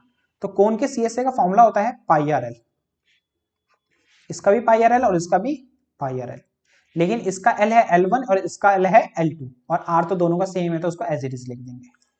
समझ रहे हो, रेशियो निकालने के लिए दोनों को डिवाइड में लिखना होता है, डिवाइड किसका डिवाइड करेंगे, इनके CSA का, क्योंकि CSA का रेशियो निकालना है। CSA का फॉर्मूला होता है पाई आर एल, और पाई आर एल फॉर्मूला होता है दोनों की रेडियस सेम है तो R को R ही रहने दो, L दोनों का अलग है, तो इसका L L1 इसका L L2, तो इसका L की जगह मैंने L1 लिखा, इसके L की जगह मैंने L2 लिखा। पाई आर से पाई आर कैंसिल, तो बचा L1 बाय L2, और L1 बाय L2 में पहले से गिवन था 5/4, तो इसका मतलब रेशियो हो गया 5:4। अब ये बेटा हमारा नेक्स्ट क्वेश्चन क्या था, ratio of the total surface area of a sphere. हमें रेशियो निकालना किसके, total surface area of sphere and hemisphere of the same radius. कहना चाहता है कि एक स्फीयर है और एक हेमिस्फीयर है, दोनों की रेडियस सेम है, तो ये भी आर, इसकी भी रेडियस भी आर। तो इन दोनों का जो टीएसए है उसका हमें रेशियो बताना है। तो इसके टीएसए का फॉर्मूला होता है 4πr², इसके टीएसए का फॉर्मूला होता है आपका 3πr²। ठीक है, अब देखो रेशियो निकालना है दोनों का, तो दोनों को डिवाइड कर दो, 4πr², 3πr², r² से r² गया, पाई से पाई गया, तो बचा 4/3, उसको रेशियो में लिखेंगे तो 4:3, तो मीन्स ऑप्शन इज 4। ठीक है, क्वेश्चन नंबर 48, हमें क्लास मार्क बताना है बेटा 90 से 120 का। क्लास मार्क का एक फॉर्मूला होता है बेटा, upper limit plus lower limit divide by 2। Means in दोनों को प्लस कर दो, ये हमारी होती है लोअर लिमिट, ये होती है हमारी अपर लिमिट, और इन दोनों को प्लस करके 2 से डिवाइड कर दो, तो 90 प्लस 120 डिवाइड बाय 2, तो ये करा प्लस तो आया हमारा 210, और 2 से डिवाइड करा तो ये आया 105। तो क्लास मार्क हो गया क्लास 90 से 120 का 105, मीन्स ऑप्शन इज 2। ठीक है, अब ये हमारा क्वेश्चन नंबर 49 कह रहा है which one of the following is not a graphical representation of statistical data. बताना इन ऑप्शन में से कौन सा ग्राफिकल रिप्रेजेंटेशन का नहीं है। देखो बार ग्राफ बिल्कुल स्टैटिकल डेटा है, ग्राफ पे ड्रॉ करते हैं, हिस्टोग्राम ये भी करते हैं, फ्रीक्वेंसी पॉलीगॉन ये भी करते हैं, कॉम्युलेटिव फ्रीक्वेंसी डिस्ट्रीब्यूशन ये ग्राफ नहीं है, ये एक्चुअल में एक टेबल होती है बेटा। क्या होती है, ये टेबल होती है। ठीक है, जो सीएफ बनाते हैं ना, तो सीएफ को उस पर थोड़ी, ये तो सीएफ की एक टेबल बनती है, तो ये टेबल है, एक ग्राफ नहीं है, तो इसलिए इसका ऑप्शन हुआ बेटा 4। हमें नॉट बताना था, ये तीनों होते हैं तो नॉट क्या हुआ 4 ऑप्शन। हम देखते हैं question number 50, in a histogram each class rectangle is constructed with a base. जब हिस्टोग्राम बनाते हैं तो उसका जो बेस लेते हैं एक्स एक्सिस पे क्या रिप्रेजेंट करते हैं, क्लास इंटरवल को तो रिप्रेजेंट करते हैं ना, कि 0 से 10 इतना बड़ा डब्बा बनाना है हमें, 5 इसका फ्रीक्वेंसी का, या 10 से 20 इतना, 20 से 30 इतना, तो वो क्या होता है नीचे बेस पे क्लास इंटरवल होता है, तो इसलिए इसका ऑप्शन हुआ बेटा क्लास इंटरवल, मतलब सेकंड ऑप्शन। फिर है आपका क्वेश्चन नंबर 51 और ये लास्ट क्वेश्चन हमारी इस वीडियो का। कह रहा है क्लास इंटरवल हमें ये दी हुई है, फ्रीक्वेंसी हमें ये दी हुई है, ये और ये। Draw histogram to represent the above frequency distribution adjusted frequency 25 से 45। हमें 25 से 45 की एडजस्टेड फ्रीक्वेंसी बतानी है। अब ये एडजस्टेड फ्रीक्वेंसी क्या है, अब आप गौर से देखो, जो हमने क्वेश्चंस करते हैं ना उनके क्लास ना सेम होती है, क्लास साइज देखो, क्लास साइज क्या होता है, इनमें गैप कितने कितने का है क्लास इंटरवल में, 5 से 10 में गैप 5 का, 10 से 15 में 5 का, 15 से 25 में देखो 10 का हो गया, 25 से 45 में देखो 20 का हो गया, 45 से 75 में देखो 30 का हो गया भाई, है ना। तो ये गैप सेम नहीं होते, तो हमें फ्रीक्वेंसी को एडजस्ट करना पड़ता है, फ्रीक्वेंसी को क्या करना पड़ता है, एडजस्ट। वो कैसे करते हैं वो सीख लो। जैसे हमें क्लास इंटरवल दिया हुआ बेटा 5 से 10, 10 से 15, 15 से 25 और 25 से 45 और 45 से 75। फ्रीक्वेंसी दी हुई है हमें कितनी, 6, 12, 10, 8, 15। तो आपको एडजस्टेड फ्रीक्वेंसी देखो निकालनी कैसे, पहले निकालो क्लास साइज। क्या निकालो पहले, इनकी क्लास का साइज कितना है। इसमें देखो गैप कितने का है, 5 का, इसमें कितने का है 5 का, इसमें कितने का है 10 का, इसमें कितने का है 20 का, इसमें कितने का है 30 का। निकाल लिया। अब देखो एडजस्टेड फ्रीक्वेंसी क्या होगी, अब क्या कैसे निकालेंगे बेटा एडजस्टेड फ्रीक्वेंसी। देखो जो जो हमारा फ्रीक्वेंसी है ना 6, जो सबसे ज्यादा नंबर रिपीट हो रहा है 5 रिपीट हो रहा है ना, तो इसको 5 से मल्टीप्लाई कर दो, और जो क्लास साइज है उससे डिवाइड कर दो। इसकी फ्रीक्वेंसी 12 है और मल्टीप्लाई कर दो 5 से, क्योंकि देखो दोबारा समझो क्या करना है, हमने क्लास साइज निकाला, क्या निकाला क्लास साइज, फ्रीक्वेंसी को क्लास साइज से मल्टीप्लाई कर दो, फ्रीक्वेंसी को जो कौन सी क्लास साइज से मल्टीप्लाई कर दो, जो सबसे ज्यादा कॉमन है, जैसे 5 है ना कॉमन सा, देखो सबसे ज्यादा कितना क्या रिपीट हो रहा है 5, तो 6 को 5 से मल्टीप्लाई, 12 को भी 5 से मल्टीप्लाई, फिर 10 को भी 5 से मल्टीप्लाई, फिर 8 को भी 5 से मल्टीप्लाई, और 15 को भी 5 से मल्टीप्लाई। ठीक है, मैंने क्या करा समझ में आया, मैंने फ्रीक्वेंसी को मल्टीप्लाई करा 5 से, और 5 क्या था, जो क्लास साइज आपने निकाला इनके जो गैप थे, जो सबसे ज्यादा रिपीट हो रहा है, मतलब 5 2 बार आ रहा है, बाकी सब एक एक बार है, 5 2 बार है, इसलिए 5 से मल्टीप्लाई करा मैंने। अब इनको डिवाइड कर दो इनके क्लास साइज से, जो जो इनका क्लास साइज है, इसका 5 है तो 5 से डिवाइड, इसका 5 है तो 5 से डिवाइड, इसका 10 है तो इसका 10 से डिवाइड, इसका 20 है तो इसको 20 से डिवाइड, इसका 30 है तो इसको 30 से डिवाइड। समझ आया हमने क्या करा, 5 से मल्टीप्लाई करा और डिवाइड किससे करा, इन सबके क्लास साइज से, इन सबके क्लास साइज से। 5 से 5 कैंसिल 6 आया, 5 से 5 कैंसिल 12 आया, 5 से 10 कैंसिल होगा 2 बार में, तो 2 से 10 कैंसिल 5 आया, 5 से 20 4 बार में, 4 से 8 कैंसिल 2 बार में, 5 से 30 कैंसिल 6 बार में, तो ये तो 15/6 आया। ठीक है, हमें बताना था 25 से 45 का एडजस्टेड क्या आया, 25 से 45 ये रहा, 25 से 45 का एडजस्टेड आया है 2, 25 से 45 का एडजस्टेड क्या आया है 2, तो इसका ऑप्शन हुआ आपका 4th। ठीक है, तो इस तरह से एडजस्टेड फ्रीक्वेंसी निकाली जाती है, फिर उसका जिसका पूछा है वो निकाल दो आप। तो ये हो गया बेटा आपके टॉप 51 MCQs फॉर आपके फाइनल एग्जाम्स के लिए। All the best. अब मिलते हैं आपसे नेक्स्ट वीडियो में, हम करेंगे कुछ इंपॉर्टेंट क्वेश्चंस आपके पेपर के पॉइंट ऑफ व्यू से। आपके पेपर से पहले एक वीडियो और आएगी जिसमें 25 या 30 आपके कुछ इंपॉर्टेंट क्वेश्चंस होंगे। ठीक है, तो अब मिलते हैं आपसे नेक्स्ट वीडियो में।